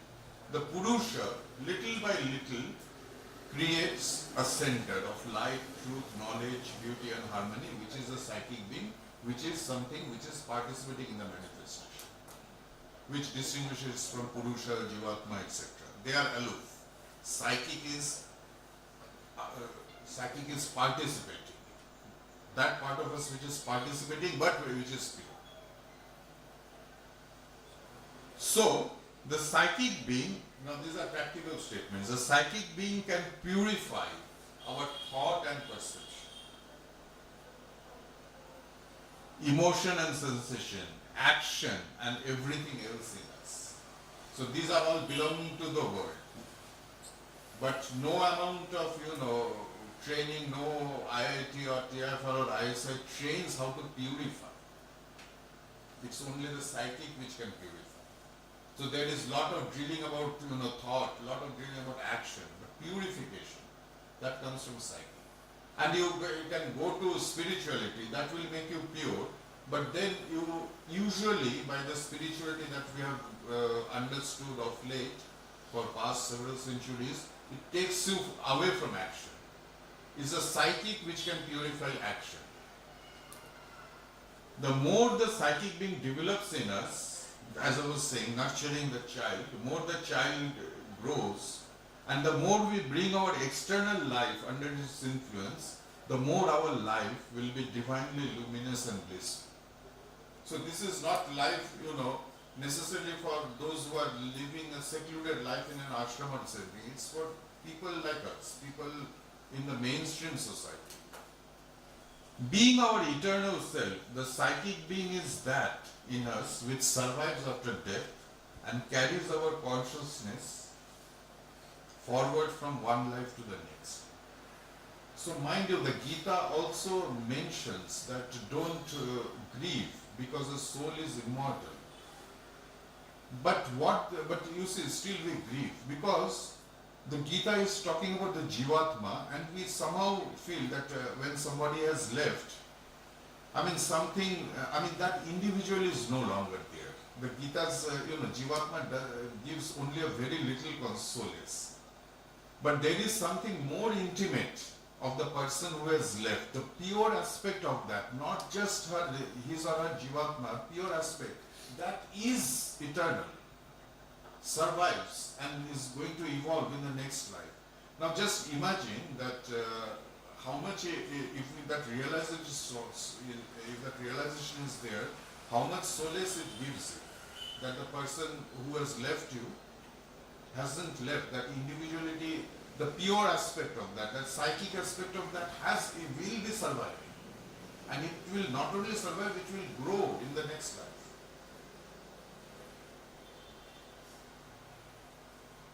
Now this is, now as far as, again let us come back to spirituality. Those who are on the spiritual life, for that the relevance of psychic. The psychic being is influenced, formed and moved by the divine consciousness and manifests the divine will in the outer nature. So this part is technical. We are moved by the ignorance. If one becomes aware in one's outer consciousness of one's psychic being and unites with it, one becomes aware of the pure eternal light, knowledge and consciousness within oneself, live in it and be moved by it. The psychic being is the deep inner being in us, which is an intermediary between the divine consciousness and our external consciousness. It is that which we have to find in order to come in contact with the divine in us. And then, you see, spiritual journey, people also threaten, those who are in spiritual, look, this is something very dangerous, very hazardous, so be sure. But, if you are under the guidance of the psychic being, then you are on a sunlit path. Don't have to worry about the threats given in India also for centuries. The spiritual journey can be undertaken safely under the guidance of the psychic being. It is there, you realize the psychic being, then you always know what is to be done and what is not to be done. So special relevance, again we come back to life on earth, special relevance in the present context. Because you may wonder that India, had a great life for several centuries, several millenniums perhaps. What is now so special that because India, had a good life without the awareness of the psychic being. So why this is needed now? See, something of the psychic development could take place earlier. The earlier society was different. There was a devotional religious life, which at its root is essentially psychic. So that the consciousness of the psychic entity might not be there, but the devotional life, the religious life, that did the work of this, that promoted the psyche. But now we have reached a stage when, you see, religion doesn't have that much impact which it used to have earlier. And also people have said, so let us say like former President Abdul Kalam has a statement that we have to graduate from religion to spirituality. So religion now, we have come to such a stage of mental development that religion doesn't have as much impact as it had on before. And therefore one is to get into the real thing. And therefore the importance of the psyche is more than ever before.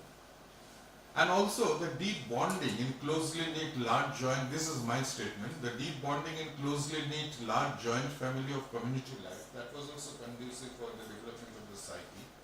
And since we are away from such facilities, it is also all the more imperative. Because what is happening, that the lower vital and the mind, this combination, mind itself is okay if it is connected with the higher, but the combination of the lower vital and the mind, it just causes havoc in human terrestrial life. Much more than animals, because animals don't have that much of active mind as humans have. The mind can be used for evolution, but mind can also be used to promote the baser things, justify the baser thing. It is a psyche that puts the brakes.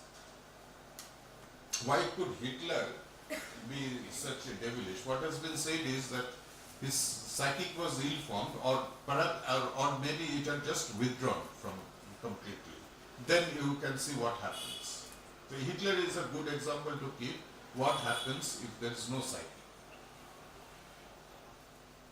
So it is imperative that the importance of a conscious development of the psychic is realized, just as the importance of mental development is realized. So there was a time in primitive society when people were obsessed with where people's full focus was on the body and mind was thought to be something esoteric.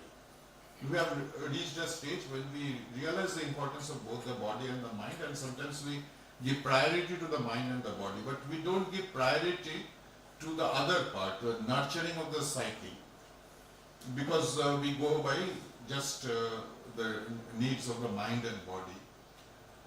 And what I would again give an analogy is that you see people at some stage, if we come to mathematics, there was a time when, let us say outside India, world was carrying out without the decimal system. And this is something which you cannot think of now, that the things, mathematics, astronomy, sciences have become so complicated that without decimal system you cannot do. I mean, with the primitive systems that the humanity had, even intelligent human beings. So highlighting of the psychic being for an inner and higher life can be perhaps be compared to the impact of the introduction of the decimal system in mathematics in modern civilization. It has made things, so what has decimal system done? It has made things much more simpler and accessible.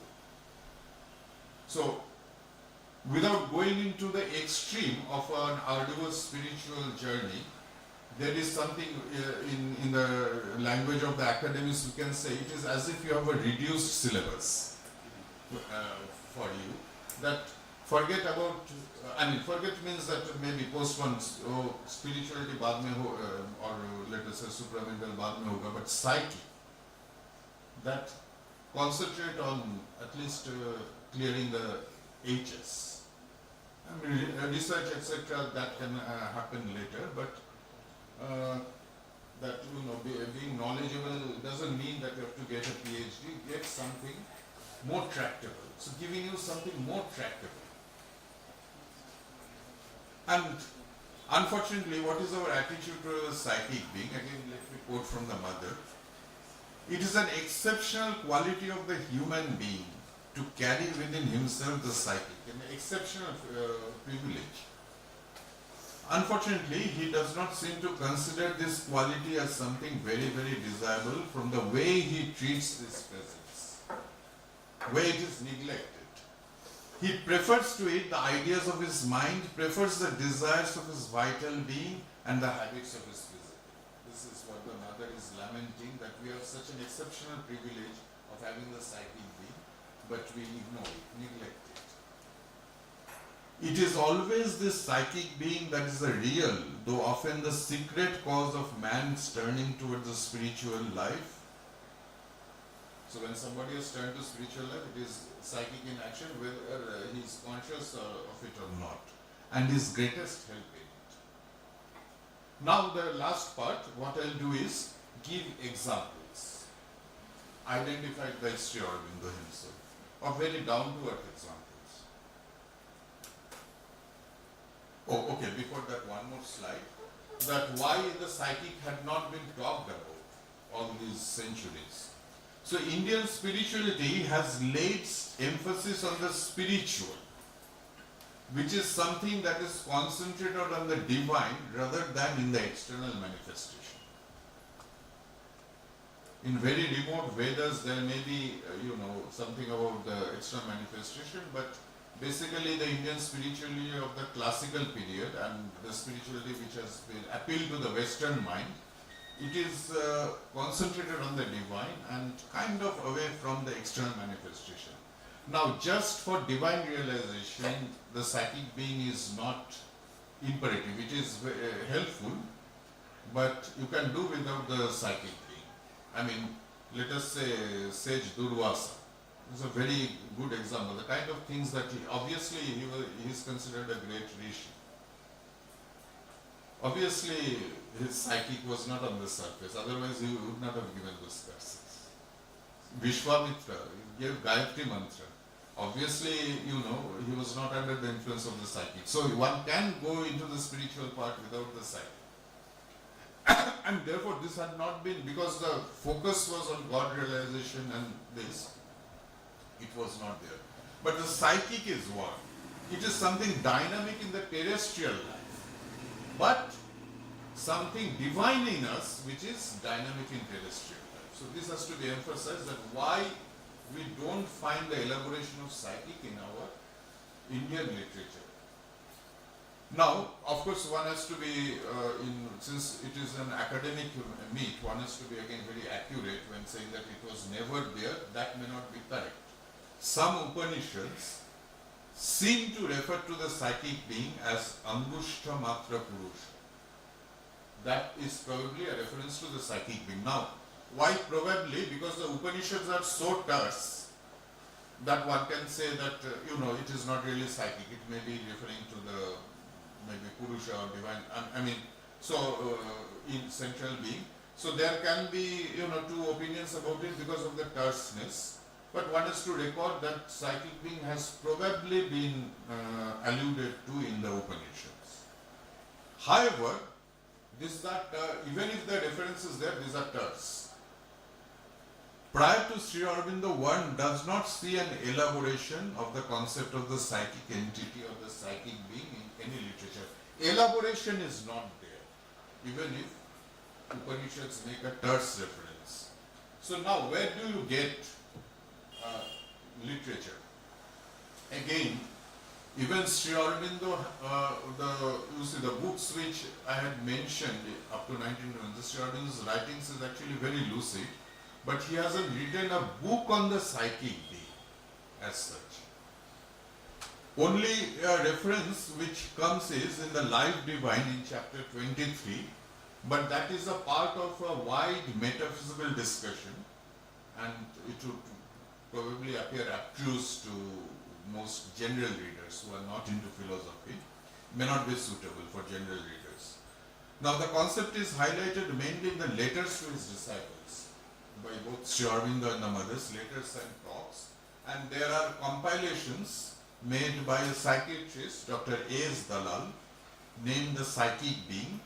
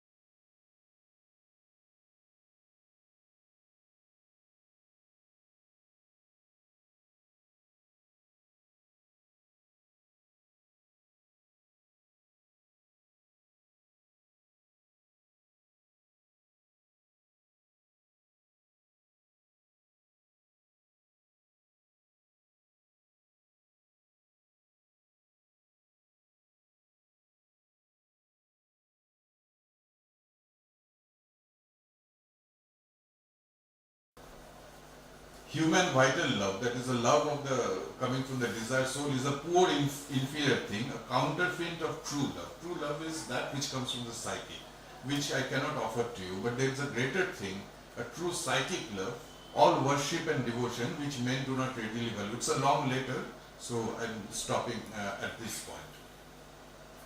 So here you see that somebody had felt the difference between the desired soul and the psyche and has expressed it in his poetry. So it doesn't have to be an Indian or doing yoga. Shelley was not doing yoga. Now the distinction between spiritual and the psyche.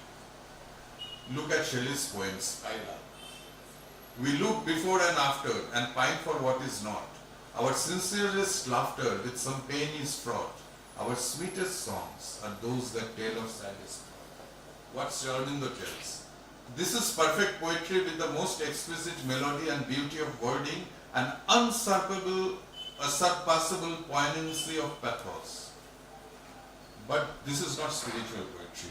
There is no touch or note of the overhead inspiration, above mind and this overhead. This is not overhead poetry. But what is it? It is the mind and the heart, the vital emotion, its emotion, working at the highest pitch, emotion at its peak, under the stress of a psychic inspiration. These lines are examples of psychic inspiration. The rhythm is of the same character, a direct, straightforward, lucid and lucent movement, welling out limpidly straight from the psychic source. Now I will give another example. This is the last example, but a bit long. So you know of the Bengali writer Sharat Chandra Chattopadhyay. So what happened was Dilip Kumar Rai was translating into English one of his shorter novels called Nishkriti, which he was translating as Deliverance. And that is available now for one can read that. It's very short. As a novel, it's very short. Now, when that writing was going on, there was some correspondence, and Sharat Chandra wrote a letter to Dilip Kumar, which Dilip Rai was in the ashram, in Sri Aurobindo ashram. He sent the letter to Sri Aurobindo, and what Sri Aurobindo remarks about the letter. It is psychic throughout, in every sentence. If I were asked, how does the psychic work in the human being? I could very well point to the letter and say, like that. Now, of course, the letter is in Bengali. This is the letter. And this is written by Sharat Chandra Chattopadhyay, who is a master of prose. Katha Shilpi, it is said. But then, Professor Balaji from Chennai Mathematical Institute, who is not only a student and somewhat a spiritual seeker also, he had strongly told me that I should translate the letter into English so that others can read it because of the importance. So therefore I have dared to do the unthinkable, translating Sharat Chandra. So just see, what it is. So Dilip Kumar Roy's nickname was Montu. My dear, very commonplace letter. My dear Montu, last night I have returned here from my home in the country, received your letters, responding to the important matters one by one. Your picture with Nishikanto was another ashram poet, a good friend of Dilip Roy. Your picture with Nishikanto has come out quite nicely. It is after ages that I could again see your face. It has filled me with joy. I have a longing to see you once in person. But I have given up hope because Dilip Roy was in Pondicherry. I think it is not going to happen during this lifetime. Let it not be then. I am really happy that the typewriter has reached in good condition. I was worried lest it reaches your ashram in a damaged state. That day Hiren had told me that Montu's typewriter has become too old. He needs a new machine. I requested him to find a way of reaching one to you. He agreed. It is he who has made all the arrangements. I am inert, not capable of carrying out any work. I merely wrote a check for the required amount to them. Nothing can bring more happiness to me than the fact that you liked it. To give to one who has given away everything he had is no giving. It is receiving. I have received much, much more than you have. I have carefully preserved Sri Aurobindo's handwritten letter. It's a precious gem. I knew that you will try your best to create a good translation of Nishkriti. It is not merely because you love me. It is in the nature of those who genuinely commit themselves to the spiritual life. They cannot do without it. Either they will not take up a work, but if they take up, they cannot but give their best. The translation is bound to be of good quality when Sri Aurobindo himself has committed to revise it. But Montu, what is the innate merit of the book? I know not why Sri Aurobindo liked the book. I would not have been surprised or annoyed had he not liked it. It is only when he would be able to draw the world's attention to Srikanto. Srikanto is a major novel of Sharat Chandra, and almost many people are unanimous that had it been translated ably, it would have received the Nobel Prize.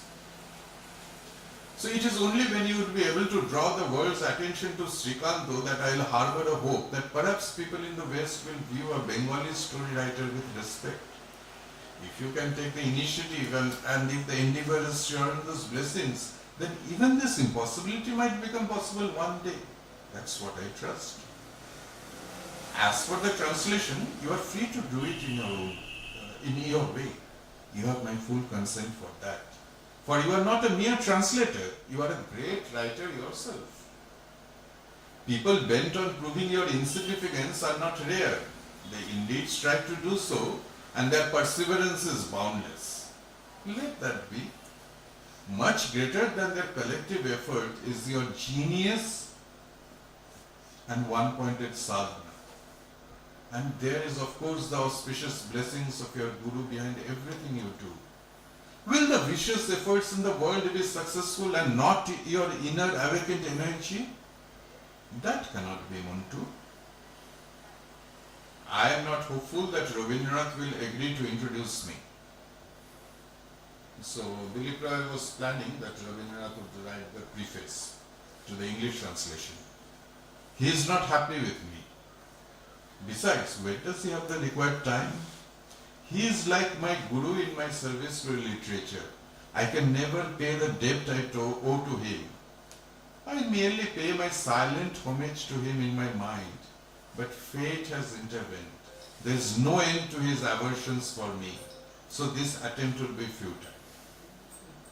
But for the record, contrary to what Sharat Chandra apprehended, Rabindranath did write the preface to the English version of the book Nishkriti. So now the English translation, the deliverance, it has a touch of 4 greats. Sharat Chandra, the original author, Dilip Roy translated, Sri Aurobindo revised Dilip Roy's work, and Rabindranath wrote the preface.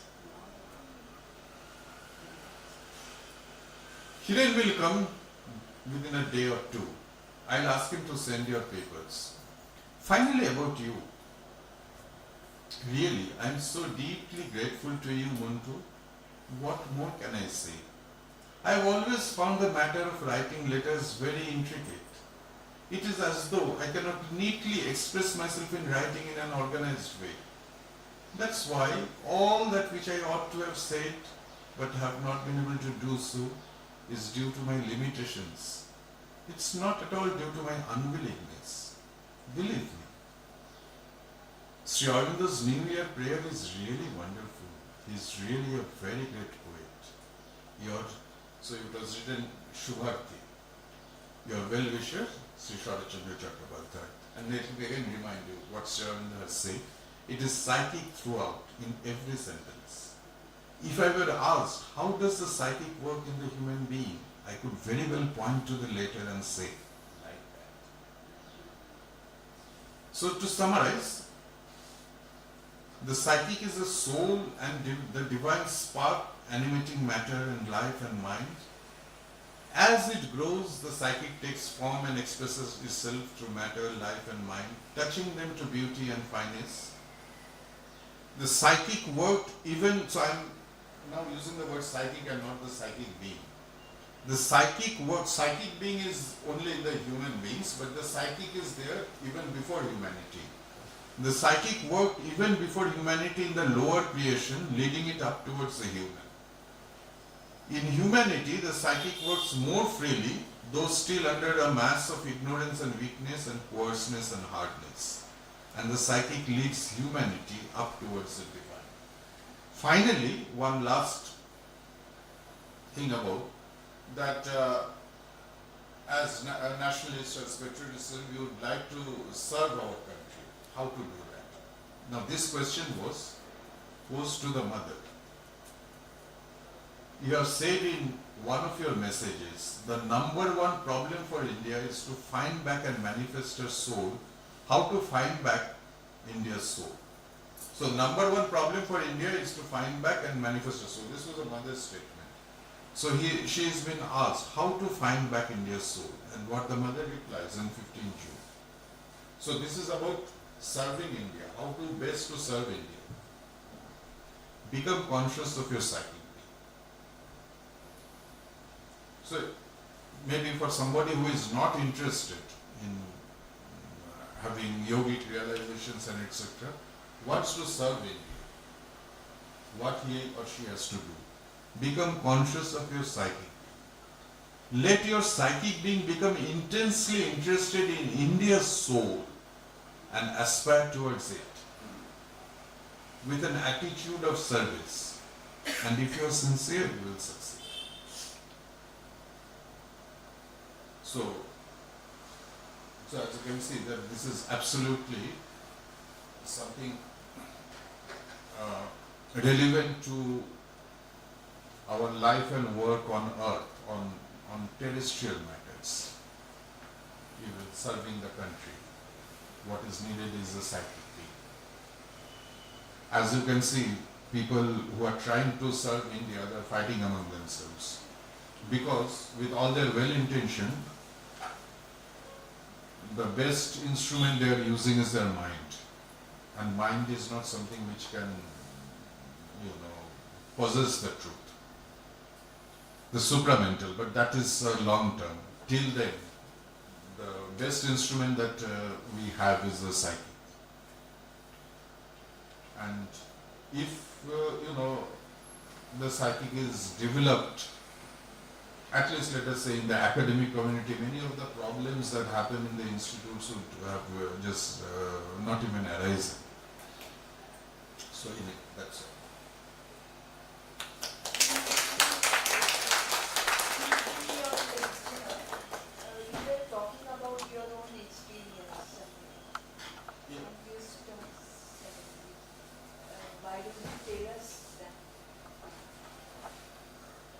No, see, experience is,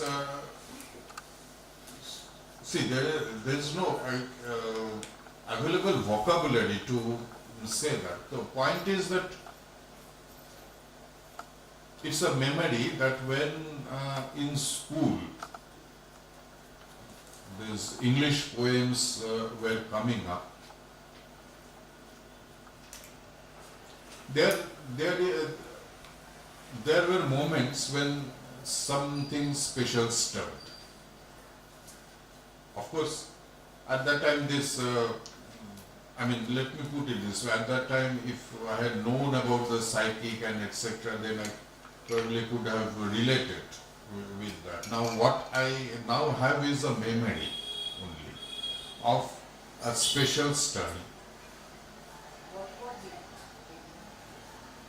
So, see, the thing is that no. It is there's a special stir, which is very distinct. See, there were many good poems and great good poetry. Great poetry is there, which brings you still a kind of an aesthetic satisfaction. But this was something more than that.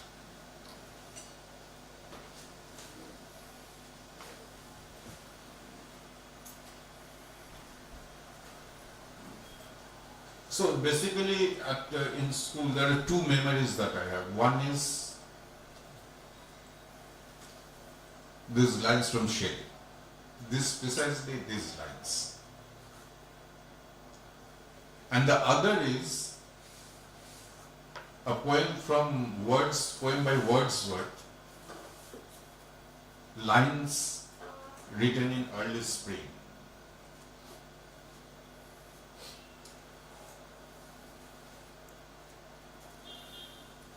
Now that was in a part of a poetry book for children. Now 2 paragraphs from the original poem were omitted in that book. And our teacher dictated those paragraphs. She felt that those should be there.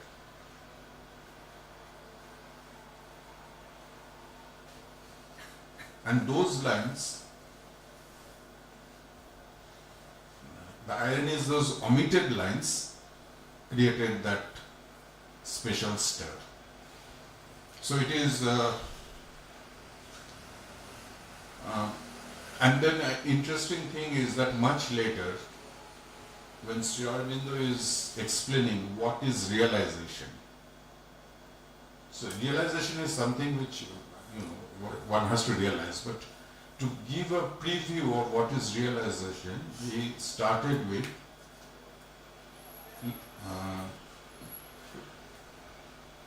consider, and I don't remember the exact words of Sri Aurobindo, but he was referring to Wordsworth's poems on nature. Started with that. Look at this nature realization in Wordsworth. Now he says that extend it.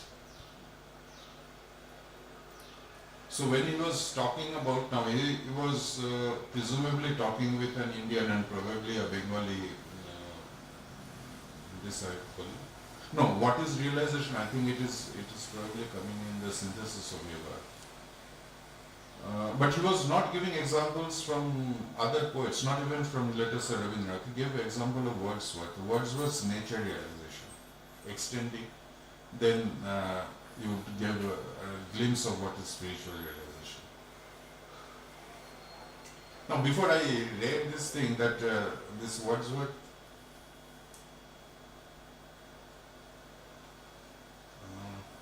these lines from an early spring, that created a special thing. A special. No. It is not that it changed my life. Nothing like that. It is just that it is a certain moment. It was a special moment. Impact of it later on, somewhere, anywhere in life, indirectly. You may not, or only that moment. No, see, as far as the thing is concerned, it is a momentary thing. All these things are momentary. As far as memory is concerned, but obviously, so if you look at the things which I have been saying, that the psyche grows whenever there is a deeper movement in us.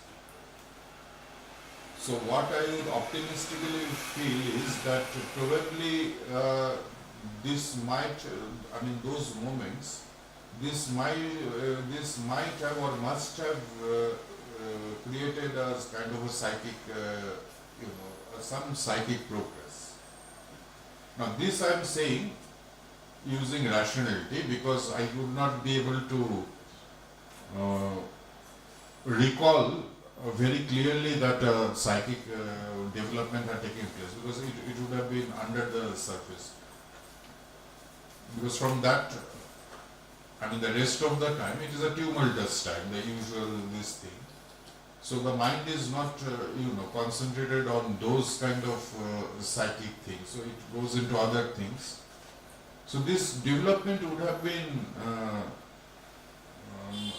been more inner, which is not there. Which doesn't get reflected in the outer life. And now if the memory is concerned, the memory is through the mind, so the mind remembers only the external things. So external things, I wouldn't say that, the life became very this thing. But the inner development, had that not taken place, then something like getting connected to Sri Aurobindo in later while doing PhD, would that have happened? And one, actually, as I'm speaking, I think I'm now in a position to answer your question very concretely. See, Sri Aurobindo's, let us say, his getting connected with Sri Aurobindo, a major source was his letters on the English literature. So now this, when I'm reading Sri Aurobindo's letter on Dilip Roy, the letter to Dilip Roy on the poem, now because that poem had created a special stir at that time, therefore when decades later, when I read that letter, decades or maybe, may not be decades, several years later when I'm reading what Sri Aurobindo has written on that really was a decisive reading Sri Aurobindo, that was definitely a decisive moment. Quality of life changing, etc. That definitely happened. Now coming back to this, that when, suppose that special moment had not happened in school, then maybe when I would be reading Sri Aurobindo's letter, it would have fallen flat. So Sri Aurobindo says it would be like, mugging up for exam. Sri Aurobindo says that, these lines is a perfect example of psychic inspiration. So you read it like you read so many other things. But because that special moment had happened years later about those lines, therefore it worked like magic. So once I got connected to Sri Aurobindo's literature generally, that definitely has, been kind of like a turning of the life. Just imagine the life before that and after that. There was nothing, this thing, it was not very bad or any such thing, but there is a difference in quality. So the quality of life, that definitely has changed due to the exposure to Sri Aurobindo's writings. But the appreciation of Sri Aurobindo's writings, that, for example, Sri Aurobindo has written mainly in English. Now, the comfort that I have with, writing in English, that indirectly helped. So similarly, this exposure to Wordsworth and Shelley, that definitely has brought me closer to Sri Aurobindo. And then getting into Sri Aurobindo's writings has changed life enormously. So therefore, you can see that those moments were precious.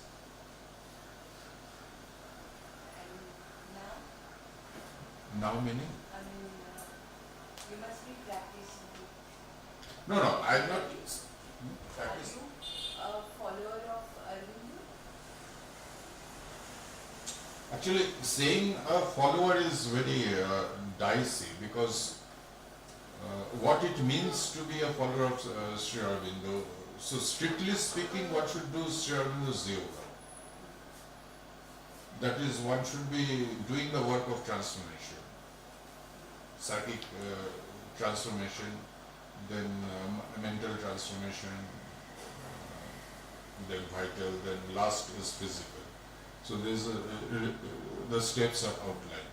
Now, but I'm just leading, so all my life is not about, the transforming this thing. This is there more as a background knowledge. But what are the things which occupies my mind? Definitely in the 24 hours a day, I'm not working towards a supramental transformation, at least consciously. What I'm doing is, thinking about mathematics, thinking about history of Indian mathematics. So that way, the life is not focused on yoga, and therefore you cannot say that I'm following Sri Aurobindo. So one can only say the only word, English word I can think of is that I'm a student. So student is not a scientist, need not be. He may be, may not be. So the thing is that doing Sri Aurobindo's work is like doing science. And if I'm permitted to give an analogy, but student community is much more general than doing actual scientific work.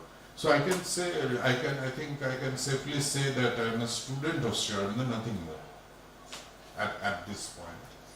But definitely it is, I can see the quality of life. There's a big difference due to the exposure. Your talk was really amazing. We all actually enjoyed, and usually it happens that people come and they don't talk about the things they are about to talk, but rather beat around the bushes, which it was not. You talked about what the topic was. It was really interesting. I'm Yukti and I studied in my master's the text, The Divine Life. And Life divide. The Life Divine, yeah. And then I had a few questions back then, but the teacher who was teaching me, he was kind of a seeker, more of. So whenever I used to get this question, he used to get a bit outrageous about it. But I think now we are in that same space where I can ask this question. I have 5 questions, you can choose whatever you want to answer. My first question is how the supramental, like in the beginning you said you had a very lucrative life and then you moved to Bengal and started working in the part of nationalism also. How the supramental consciousness inculcated to the socio-political scenario which happened back then. I want to know about that. No, wait a minute. Yeah. When he was working in Bengal the nationalist movement, at that time he was not. No. See, at that time he was not working towards a Superman, and he was not even aware of that. Supramental, you mentioned he had a few, like in 1904 I remember as that. No, 1904 he started doing yoga. That was traditional yoga. His own yoga, the supramental yoga, he was not born with the knowledge of supramental yoga, at least not on the surface. So he was doing traditional yoga. Then he had a Maharashtrian yogi called Lele, who gave him instructions. I don't remember the year, but sometime after 1904. And then eventually, the Nirvana had worked, and Lele was just amazed. And then he said that now you don't need any external guidance anymore. Everything will come from within, and he left. So the supramental yoga, that comes much later. After the realization of Nirvana which he mentions. No, Nirvana, he is not the first to have a Nirvana realization. Okay, so people have had Nirvana realizations from the time of Buddha or earlier, and which is in the Upanishad language is a silent Brahman consciousness, Nirvana, same thing. So these people usually have, after a considerable stage of working, and he had it fairly early in 1908. So that was Nirvana consciousness, not supramental consciousness. Then in Alipur, he had cosmic consciousness, Vasudev in all, in the judge, in the public prosecutor, in his own defense. Now again, this cosmic consciousness is not something unique to Sri Aurobindo. People have had it. So the traditional realizations, one has to have all the traditional realizations, and then Sri Aurobindo's yoga begins, which he discovered himself. One fundamental question of mine which remained throughout the lecture and even before whenever I tried to read Sri Aurobindo is like, is Sri Aurobindo trying to hide the lack of pragmatic and logical argument and evidence of the experience he claimed to have with introducing all these alien beings of supramental and all other beings? No, you have to compare with what others have said about, let us say, Brahman ancestries. What Sri Ramakrishna has said. Sri Ramakrishna has said that this is something which just cannot be talked about. Okay. Yeah, that is all. Wait. Yeah. So things like Brahman, etc. So these are things which are, traditionally this was meant to be realized, and you have to go to the forest to realize it. And you have a faith on that. And basically, as I was saying, that what was given to the general mass was just a religion, a God. What Sri Aurobindo has done is to use the English language to give something which cannot be expressed at a mental level, which has to be realized, just giving you something which may help you to silence the mind. It is not that by reading the live divine one will get supramental realization, but it would kind of silence the mind, because these things can, the realizations can happen only by silencing the mind. So, let me put it this way, the supramental, it is something like, let us say, the chimpanzee. The chimpanzee cannot be taught the Marathi language or the Bengali language, maybe hardly a few words. The chimpanzee's constitution is such that the human language, human mathematics is beyond it. Similarly, the supramental consciousness is something which is beyond the present human structure. It has to mold itself, it has to evolve to really get into that. Now, where you have to go to, what Sri Aurobindo is giving you in a preview, as far as that can be given to a mind. Using the English language, molding the English language, giving you something in the preview with the idea. So at one level it gives something to the to the metaphysical urge that people have for something which is beyond. And then this would presumably also help those who are actual seekers to, at least at the mental level, to get some kind of direction. But basically the thing is that this is something that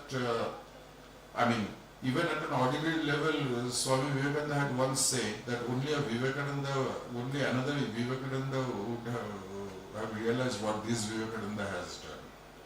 So basically you either are a devotee of, just think of him as God, or otherwise you become a Vivekananda, then you realize what is Vivekananda. So the thing is that if you are kind of limited, now if you tell, you will not go to a scientist, top scientist, and say that tell me what is relativity, what is E equal to mc square. You would have the humility not to do that. What you have to do is that you try to reach that level, or at least half of that level, or 1/10 of the level, to get a feel. But if you say that I will remain in my own consciousness, own study, but you have to explain what is equal to mc square, that is asking for the impossible. Now what happens is that journalists still try to do that, or even top scientists give you some idea about what E equal to mc square means. That will definitely not satisfy all the questions, all the problems. One is to go, like when somebody first said that the sun revolves around the earth, earth is not stationary, that gave rise to various questions, various paradoxes, which can be understood only by understanding Newton's laws of gravitation. Otherwise the paradoxes are valid. So always one has to get into a higher consciousness to, resolve some of the difficulties. This actually leads to the next question which I have, which is why throughout Indian philosophy and many in West also have the distinction of hierarchy of self, in which they say that my present and my very immediate, which I experience daily, is considered inferior. And when this exact self has made me live till now, like this is how I experience now, but it is always considered somewhere inferior. Like this is now which we are talking about even. That if we have to gain certain kind of knowledge, then we have to reach there, which is like upgrading this. So even the aspiration of me getting there, me being getting better, that inspiration somehow comes with the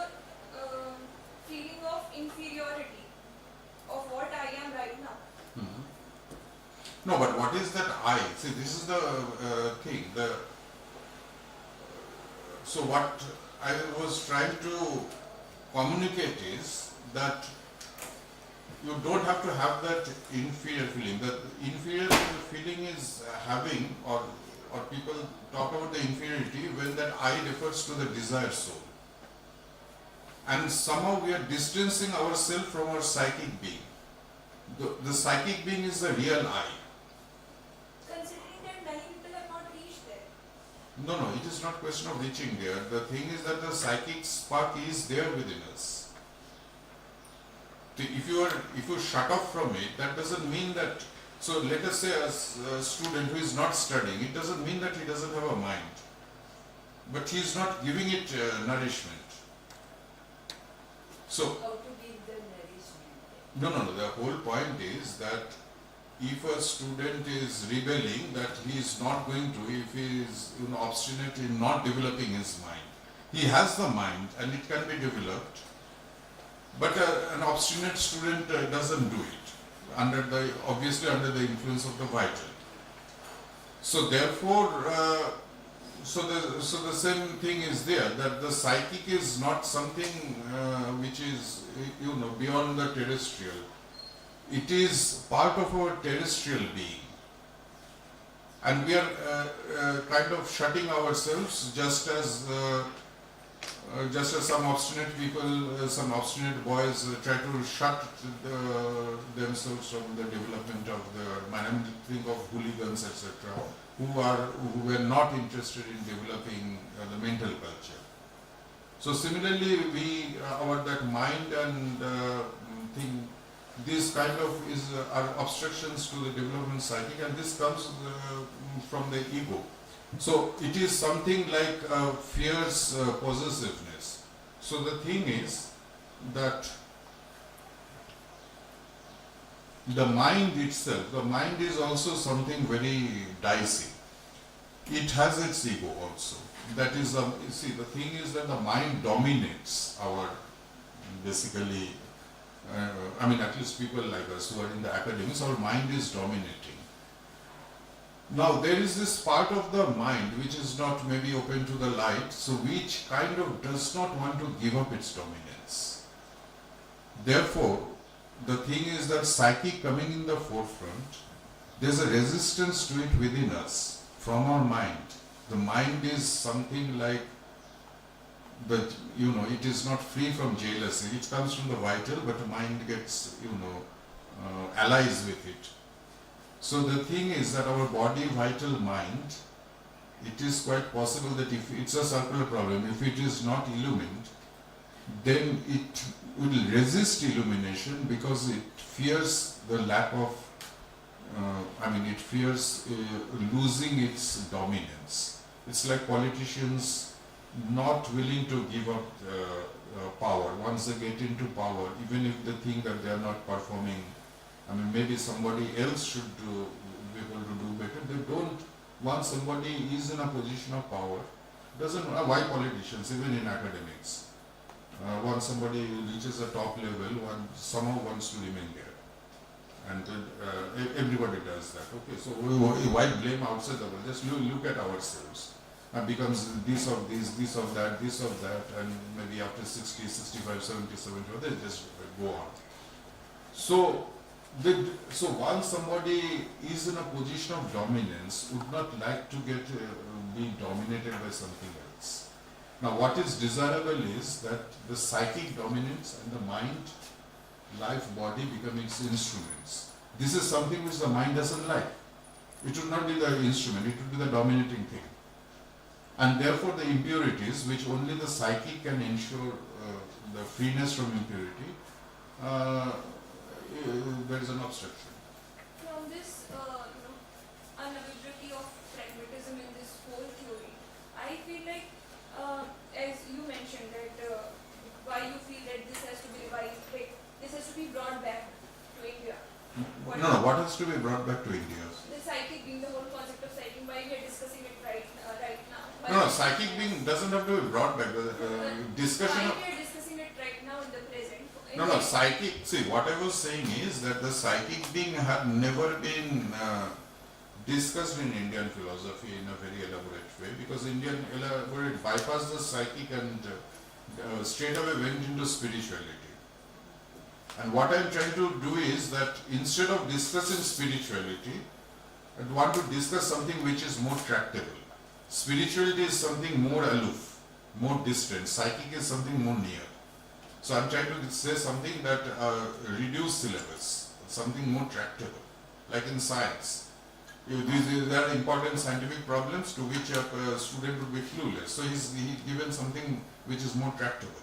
The whole point of it was to make it more pragmatic. Which one?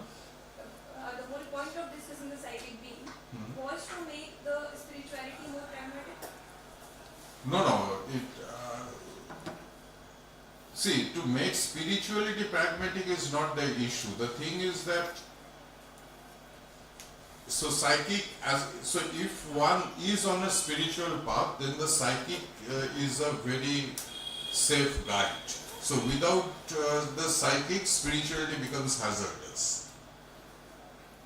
And the hazardousness of the spirituality has been emphasized by all mystics in the East and the West. Spirituality is dangerous, it is not for, it's not a plaything. But psychic can give you a sunlit path if you are on the spirituality. That's one thing.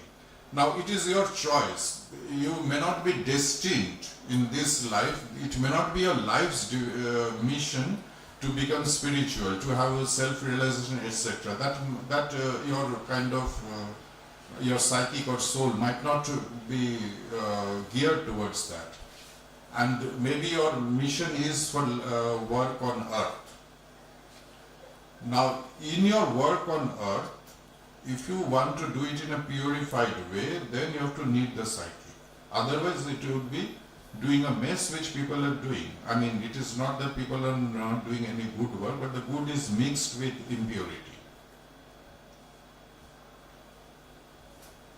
Now the thing is that you can do, your action will be purified, your thought will be purified if you are under the influence of the psychic. Because the psychic is not to shut off the mind, but it is to purify the mind. It's also sound like very digitally determined thing. Digitally determined means? Means like, as you're pointing that our soul might not have destined for that, or our soul might have destined to go on world. So there must be a prescribed destination for every soul which is... No, it is a way of saying. The thing is that we are trying to communicate things which are not matter of mental communication. So there will be approximation. So the thing is that, if you, in the language of mathematics, pi cannot be written down. The ratio of a circle to, the ratio of circumference of a circle to a diameter.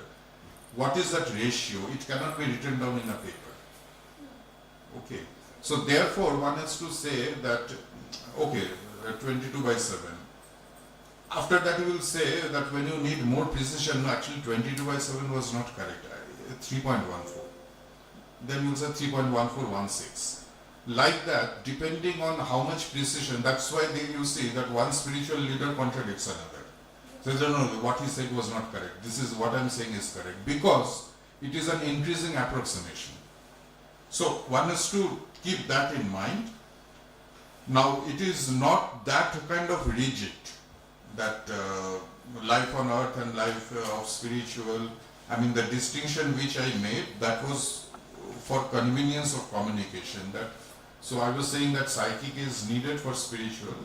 Psychic is very helpful for spiritual thing, but even those who don't have the hunger for the spiritual life, but who are highly refined, they are actually in a very miserable state. So for example, think of a Hamlet. Nowhere has Shakespeare mentioned that he was he had any mystic urge. Neither Arjun had a mystic urge.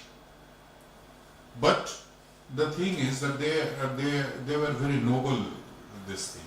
Now they need the guidance. Now the thing is that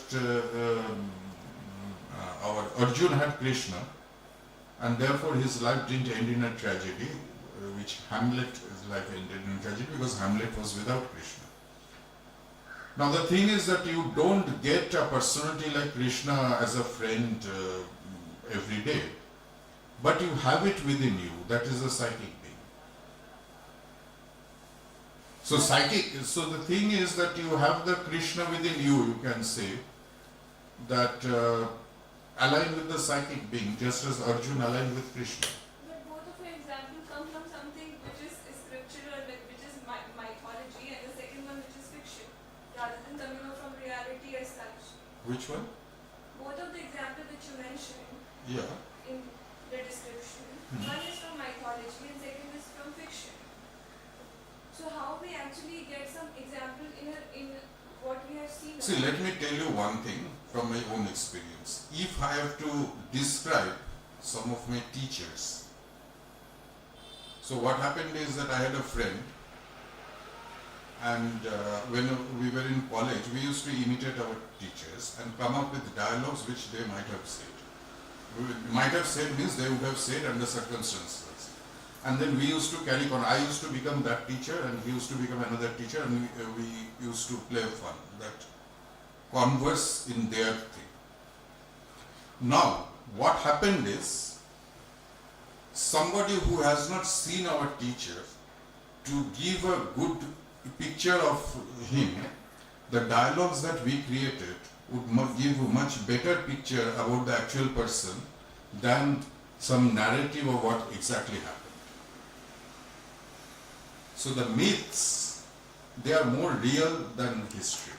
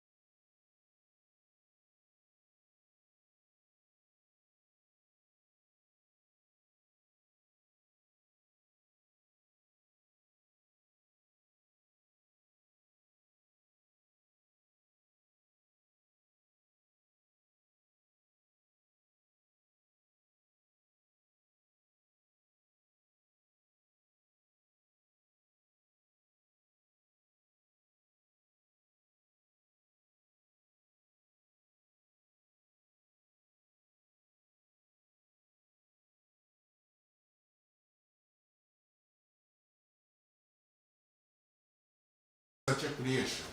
Was history somewhere it was real or History is lifeless. See, history is lifeless. It doesn't bring before you the real person. So let me give you an example. See, I have written so much about history of mathematics, but some of my students have said that the best writing that I have written is not any of my articles on history of mathematics, but what I have written about Prof. who was not even a mathematician. Now, because I have brought before, tried to bring about the personality. Now, because he was near to us, I mean, in the time scale, that there is much writing available on him, so that the person comes out very concretely. But when it comes to far off times, then the history, it doesn't give you any damn thing which is of value. It is only the mythology which conveys something concrete, which can kind of mold a person, like somebody, like let us say, what Valmiki created out of the personality of Ramchandra, that has molded the lives of millions across time. And what a historian writes that somebody may have been there, might not have been there, it just doesn't have any impact. So Shakespeare has, the Homer has, Homer by creating Achilles, he influenced Alexander, who is a historical personality. So historians have hardly had, it's not that it never happened, it is more the poets, the epic poets who have influenced world history by their creations. So therefore this saying doesn't have value, that these are mythologies, etc. Because the myths created by the greats, they become realities in a certain plane. Sorry, the question is actually for you. You said that Bhagavad Gita, through Krishna and Arjuna's conversation, is mythology. Is that how you refer to it as? Till now it is considered as mythology. You mean the Gita doesn't exist? Sorry, Gita as a text of course exists. Then But I don't know whether the Gita really happened or not. Whether it how does it matter? Is the there is a conversation narrated there. That is what I'm saying. I agree there is a conversation. I agree there is a documented form of it, but I don't agree. No, but the point is the consciousness of Arjuna that is coming through in the Gita, which is a real text. It is a real text, but that is not, the story is not as proven real to me, I'm saying. No, but how does it matter? For example, sir, something I consider as fiction, something I consider as not non-fiction, right? So this can be a part of fiction rather than a non-fiction, I say. No, but the whole point is that what is the relevance of fiction and non-fiction? Are we discussing history now? We are not talking about history. We are talking about if it is reality as such. If I have seen that some. It is not a question of reality. The point is that when we are trying to talk about that, what is let us say something like what is sattvic? What is a sattvic quality? Then you can keep on describing words. But as you know from your studies that without examples the words don't have meaning. So while it is sattvic, okay, look at Arjuna, that is sattvic. So it is not the purpose of, saying that Arjuna existed or not. The thing is that there is a very well-defined creation of Arjuna by Vyas or of Hamlet by Shakespeare, which very clearly brings out what the what our mystics have called as a sattvic quality. It can also be said that few of the utopian, few of the idealistic approaches. It is not question of that. The point is that it is a question of terminology. If you have to illustrate the terminology. So the thing is that sattvic, now the sattvic, let us say, I'll give you an example of somebody who was sattvic. That is Jawaharlal Nehru. Let me complete. Jawaharlal Nehru had a sattvic quality, and his psychic was very developed. But the point is that when you bring about a real life person like Jawaharlal Nehru, then you can just dig up some incidents which does not at all show nobility, etc., and then you get thoroughly confused. So therefore, when you try to point out a real life as an example of a certain quality, then there can be a distraction, because after all these impurities, etc. are there, or a person may not be at his best always. Therefore, you may say that he did such and such thing, he said such and such thing, he slapped so and such thing, and so this is an example of psychic.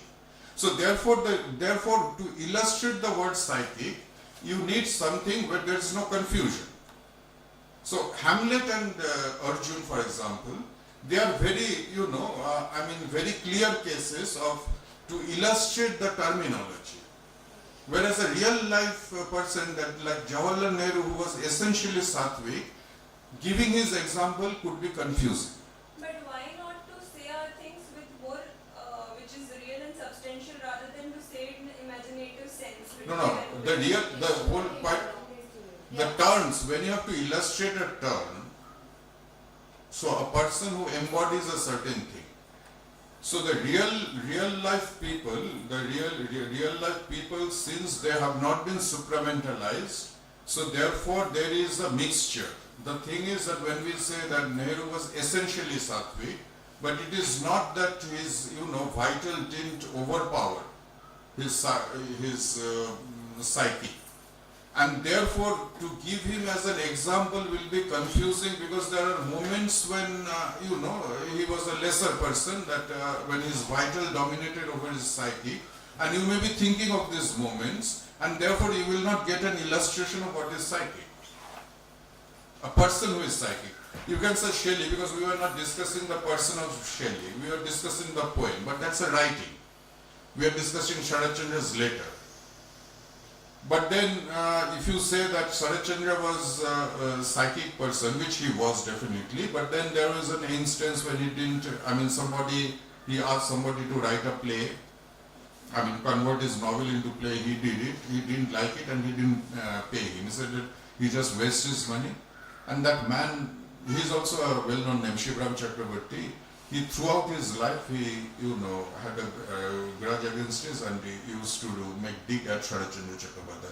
Now, obviously Sharat Chandra was not at his best when dealing with Shivram Chakravarti. That was a careless moment. Now, if I say that, this personality was a psychic personality, you will think of this incident and the whole discussion gets messed up. Even with Rabindranath, one can give you examples with a person like Rabindranath Tagore, which would not go with, his rishi-like image. So therefore, because the real life personalities are mixed, therefore to give them as illustrations of some concepts creates a confusion. And great creations are relatively free from that. So for instance, Hamlet, the thing is that Shakespeare has not discussed, say, Hamlet in real life. After all, Shakespeare, he didn't create it completely. These are Hamlet, etc. They were historical personalities of a long time back. There are kind of folklores about them, which Shakespeare has made a thing out of it. Now, the real Hamlet, he might have indulged in lower vital, he might have bullied somebody in his childhood, all these things might be there, but they are missing from Shakespeare. So therefore, when we say that this is an example of Sattvic, then it comes out very clearly, because we don't have the distractions. You have one more question. Yeah, just one. Mine is a simple yes and no kind of a question. Actually two, but I'll put it up together. So, a psychic being is like a bridge between the Divine and whatever we have. Right? So, coming in contact with that, would it be something like it works through the voice of intuition? No, but intuition is ill-defined. That's the... That is could be a negative definition of... No, intuition, you see, the intuition may come from your mind may be at work. So therefore one has to be more, the intuition, the psychic can work through your, what is called the intuition. So it is like in mathematics, something, the converse may not be true, but what you think of your intuition may come from your desired soul as well. So something which from your insight prompts you. So basically one is to, what one can do at a practical level is to identify one's greatest moments. So forget about, great men like Sri Ramakrishna, just let me think about myself.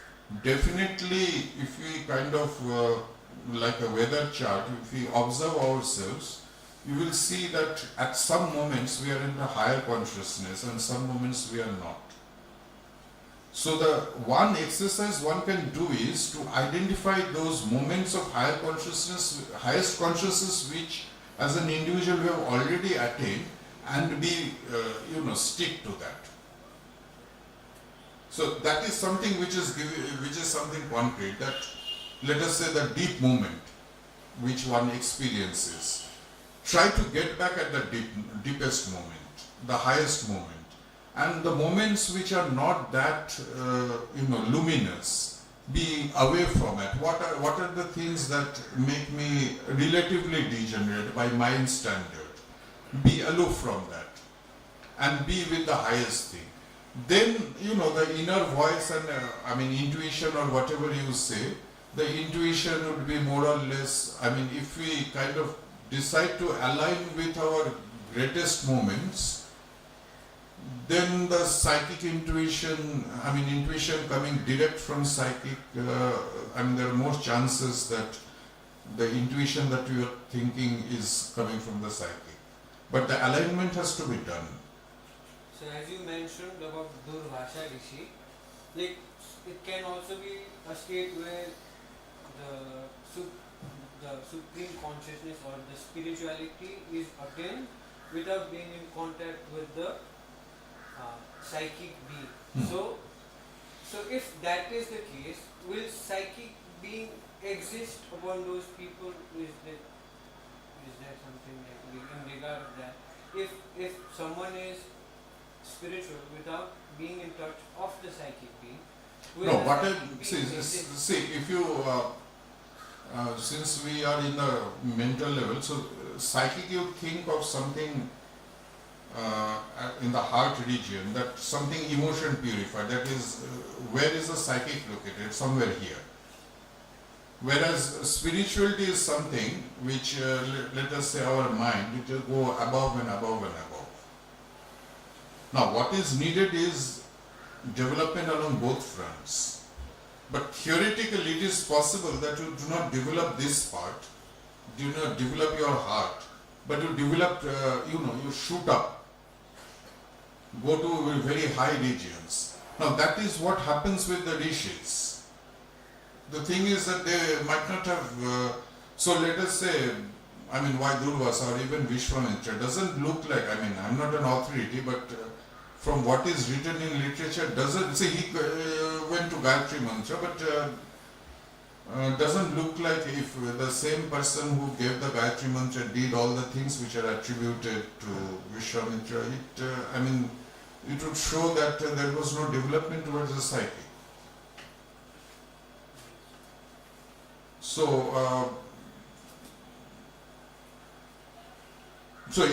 that is why you see that sometimes people who are regarded as highly spiritual, they don't conform to our ethical and moral, various things.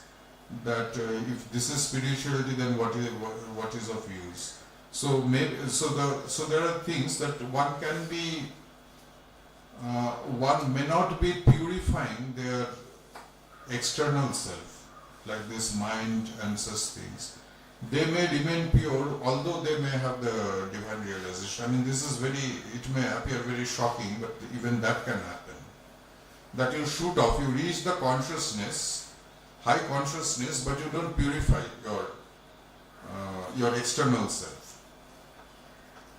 And the thing is that unless the psychic is developed, the external thing, that purification would not be there. And it is in our, forget about the West, even in India you don't find this, even now she was talking about mythology, etc. But let us bring to history. One concrete example which is coming in our mind is Ravi Shankar. The thing is that Ravi Shankar, some of the things which he did in his real life, in his personal life, it is very hard to, forget about spiritual, even by mental ethical standards, it gets difficult to justify. And you could see that he could go to great ranges. He brought music definitely from beyond the world. And if you see, he looks like a rishi, great creator. But the thing is that, so he developed in various fronts, but may not be so much on certain fronts.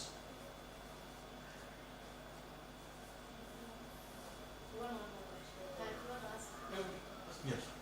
Sure. Yeah, no, you go. Thank you for this discussion. Psyche, as you pointed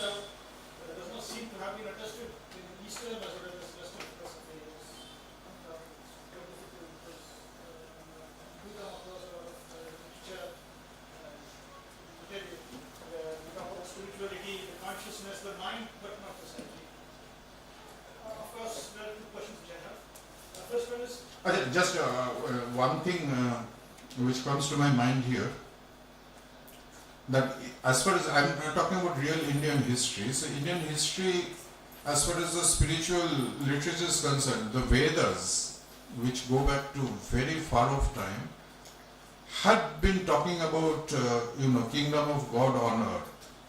It was not otherworldly. I mean, it was both otherworldly as well as this worldly. But with passage of time, and particularly with the influence of Buddhism and the influence of Buddhism in mainstream Hinduism also, the Indian literature has been more towards otherworldly, and paradoxically that has appealed to the Western mind, the great minds like Schopenhauer. Now, this is one part. The other part is that the farther you go in time, more scarce is the literature. So like Vedas, they're terse. Upanishads is also fairly terse, but Vedas is even more terse. And when you come to more recent times, there's an elaboration of literature. So what happens is the otherworldly aspects. So it is wrong to say Indian spirituality has always been otherworldly. That's not the case. But however, the elaboration in the literature has been very much biased towards the otherworldly. Now, psychic being terrestrial, therefore since the interest was in otherworldly matters, it didn't appeal so much to the to the mystics who have written about it, because they're obsessed with the getting into the divine. So maybe I should start first, because there's a Gayatri mantra thesis of the first sentence that says Bhur Bhura Swaha. Bhur is what we got, the physical, the mental Bhura, and Swaha seems to be something beyond these, but not too otherworldly. So was that a reference to the psychic being? I don't know, that's a question which I have. I'm not an expert. And since the psychic is no, but so the Gayatri Mantra belongs to the Vedas. There is an old Sanskrit. It's not a new one. Yeah. So therefore, when it comes to the Vedas, there is quite possible to that they made references to something which is more down to earth. So the reference to the psychic could be there. It cannot be ruled out. But the whole point is that one cannot be too assertive about it, because the amount of words that we are using, that's something we don't get in the Vedas. So it's so terse that so therefore, moment you get you think that you have an allusion to the psychic, it will be in very old literature and which is necessarily terse.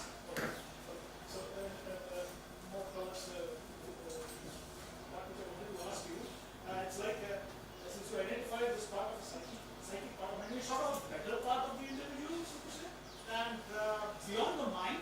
So no, beyond is not the right word, because beyond the mind, what it goes is higher ranges of mind.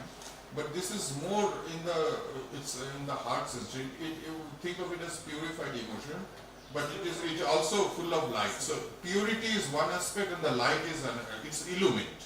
So it has emotion into it. There's something like emotion into it. What the mind can appreciate, still some part of that is there in that psyche. Would that be a fair statement? The mind thinks mind is also thought. Mind has thoughts, emotions. Okay, these are the kind of things that we appreciate. We can express ourselves. Okay, so this is something very frivolous. But you seem to indicate that the psyche is beyond all this. So, but it connects it to the mind. No, it is not beyond, because psychic is something which is behind. Beyond means it is, the word is not beyond but behind. So psychic is behind. It is like an under the veil, which is trying to which is trying to guide. Like, the thing is that, as I was giving the example of captain on the field, it's on the field. But you can see that not all the players may be delivering what the captain wants. Sure. Okay, so now these are under the psychic is trying to work through the mind. So mind and psychic in that way cannot be separated. Psychic is trying to work through the mind, but mind is coming from the material, it's an instrumental thing. And so unless it gets divinized, it cannot be said that the mind is part of the divine, whereas psychic is. So let us say what is divine, since it is vague. So for a working thing, let us say the pure. So let us say the pure thing, that the mind is not something which is intrinsically pure. The psychic is. Psychic is trying to impact the mind. Mind may be allowing itself to get influenced by psychic or may resist. So if I am permitted to make a daring statement of my own, I personally feel that Subhash Chandra Bose had a very developed psyche from his various actions. But it is very clear to me that he had many times, under the influence of his mind and his, restlessness, had locked his psyche. Otherwise, he could not have aligned with it. So how is it that he could do that? He could have, I believe he had a developed psyche, but he had locked it. This is I have a strong belief there, and which he had done several times earlier also. Rabindranath Tagore, in one of his letters to Dilip Rai, was once so angry that he called him a fraud. Obviously, he did something which he should not have done. In fact, by comparison, I feel that Nehru was more, didn't deviate so much as Subhas did. In practical terms, we have a term the local vernacular here for self-vivek. Okay, so this is what we use for something which is beyond intellect, so to say, and beyond mind, but it also concerns the welfare of people. That kind of thing. So, could we say that this kind of a vivek is closely related to this concept of such being, which we commonly perceive? The common man understands this concept. So it's an concept. So could we say that kind of thing is connected to Vivek, it more is mental in the sense, but purified mental, meaning it sounds moral. Exactly. So Vivek would corresponds to, in Western terminology, model. A model is not something which is psychic. No, psychic is much deeper than that. So the thing is that morality is something which is something artificial. It is not your natural state that you force yourself to be moral. Whereas in somebody who is psychic, morality would be a natural state. It would be something very natural to him. Okay, so we stop here. That's one point on his point and his point, which actually I have to challenge on his slide. I really think to challenge on his slide, but one thing according to his question, sir, you mentioned that before Sri Aurobindo, there was no mention of psychic being. No, I didn't say there was no elaboration. Because mention, as I said, that Upanishads, Upanishads seem to have mentioned it. That I have said, but it was never elaborate. So Upanishad is not an elaborate literature. But in the elaborate literature, you don't find the reference to psychic. The word elaboration is also incorrect. Yeah. I have found in the Vedas elaborate discussions on the psychic being, but it is called Kundalini. No, it is not. Kundalini is not psychic. It is not referred to as psychic, and neither is it referred to as Kundalini. But the data or the information that were related to the hints to Agni and Soma and the interplay of Agni and Soma shows that. Now, I'm not going to take up the time to stop talk about it. In the Upanishads also, Chandra Yoga Upanishad, Katha Upanishad, Matriyana Upanishad, Prashanana Upanishad, Yoga Kundalini Upanishad, Mandala Brahmana Upanishad, all of them are examples where that has elaborately mentioned as well. Sri Aurobindo came up also and gave, in your presentation, talked about something of the Vedas. He spoke about I think there was a book or some article on the Vedas. He also translated the hymn. And interesting enough, I found a discrepancy between his translations and all the other translations, where he actually put in some additional information which would have made it more clear to understand Kundalini. But anyway, that was just part of it. No, but let me say that the general,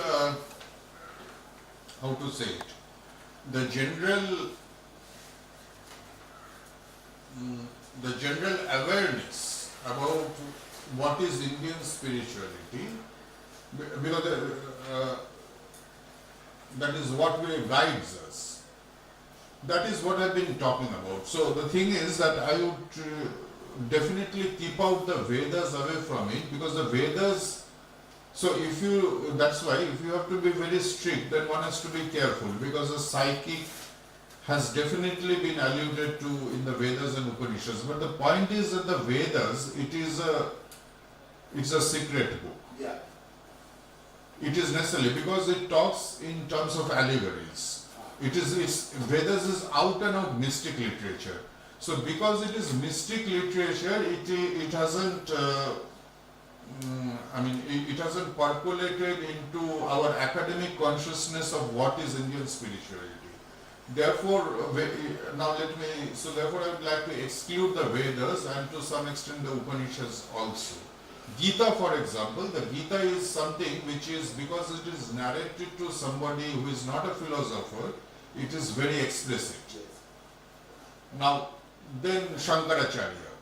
So Shankaracharya was a missionary. The authors of Vedas and Upanishads were not missionaries. So in the Hindu missionary literature, in Buddhist literature and in the Gita, there the psychic hardly has any presence, and that is what shapes our idea of our spirituality. But as far as Vedas and Upanishads are concerned, definitely the psychic is mentioned. So one other thing, what you said, one thing I can clearly say to you are a professor of mathematics. I'm a student of mathematics. And I can tell you that in all of these, I have found mathematically clear to me that they're all consistent. But I'll discuss that with you. No, they are consistent, so there is no contradiction between that, but the whole point is what is emphasized. So the thing is that what is said in Buddhism or what is said by Shankaracharya doesn't contradict what is there in the Vedas or Upanishads, but the Vedas and Upanishads say much more, which are not given so much recognition by Buddhism and Shankaracharya.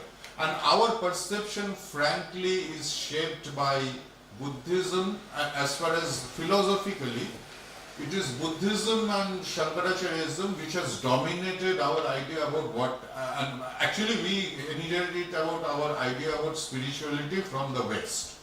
What is Indian spirituality is what West thinks about Indian spirituality, because we read about Indian spirituality in English, and what the West understands of Indian spirituality is Buddhism and Shankaracharya. Schopenhauer has said nice words about Upanishads, but that is Shankaracharya's idea of Upanishad. And so the Vedas and Vedas entirely and Upanishads largely are still closed books. And so that doesn't come in our discussions. We close now? Okay. Thank you, sir, for your efforts, your time, and a very lucid presentation that you have given today. Thank you so much. And we have taken a lot of time, I'm just going to wrap up. I feel like when he talks about mythical thought and poetry, it is, if you look at one of the debates between Ernest Adler and Martin Heidegger in Switzerland, they also talk about how, poetry is closer to reinterpret the experience of the divine. Yes. And you have so well done, through the poetry of Shelley. And so, you can read that to us, anybody, that those debate, that's the name of the, debate. So you can read how the mythical thoughts are very important.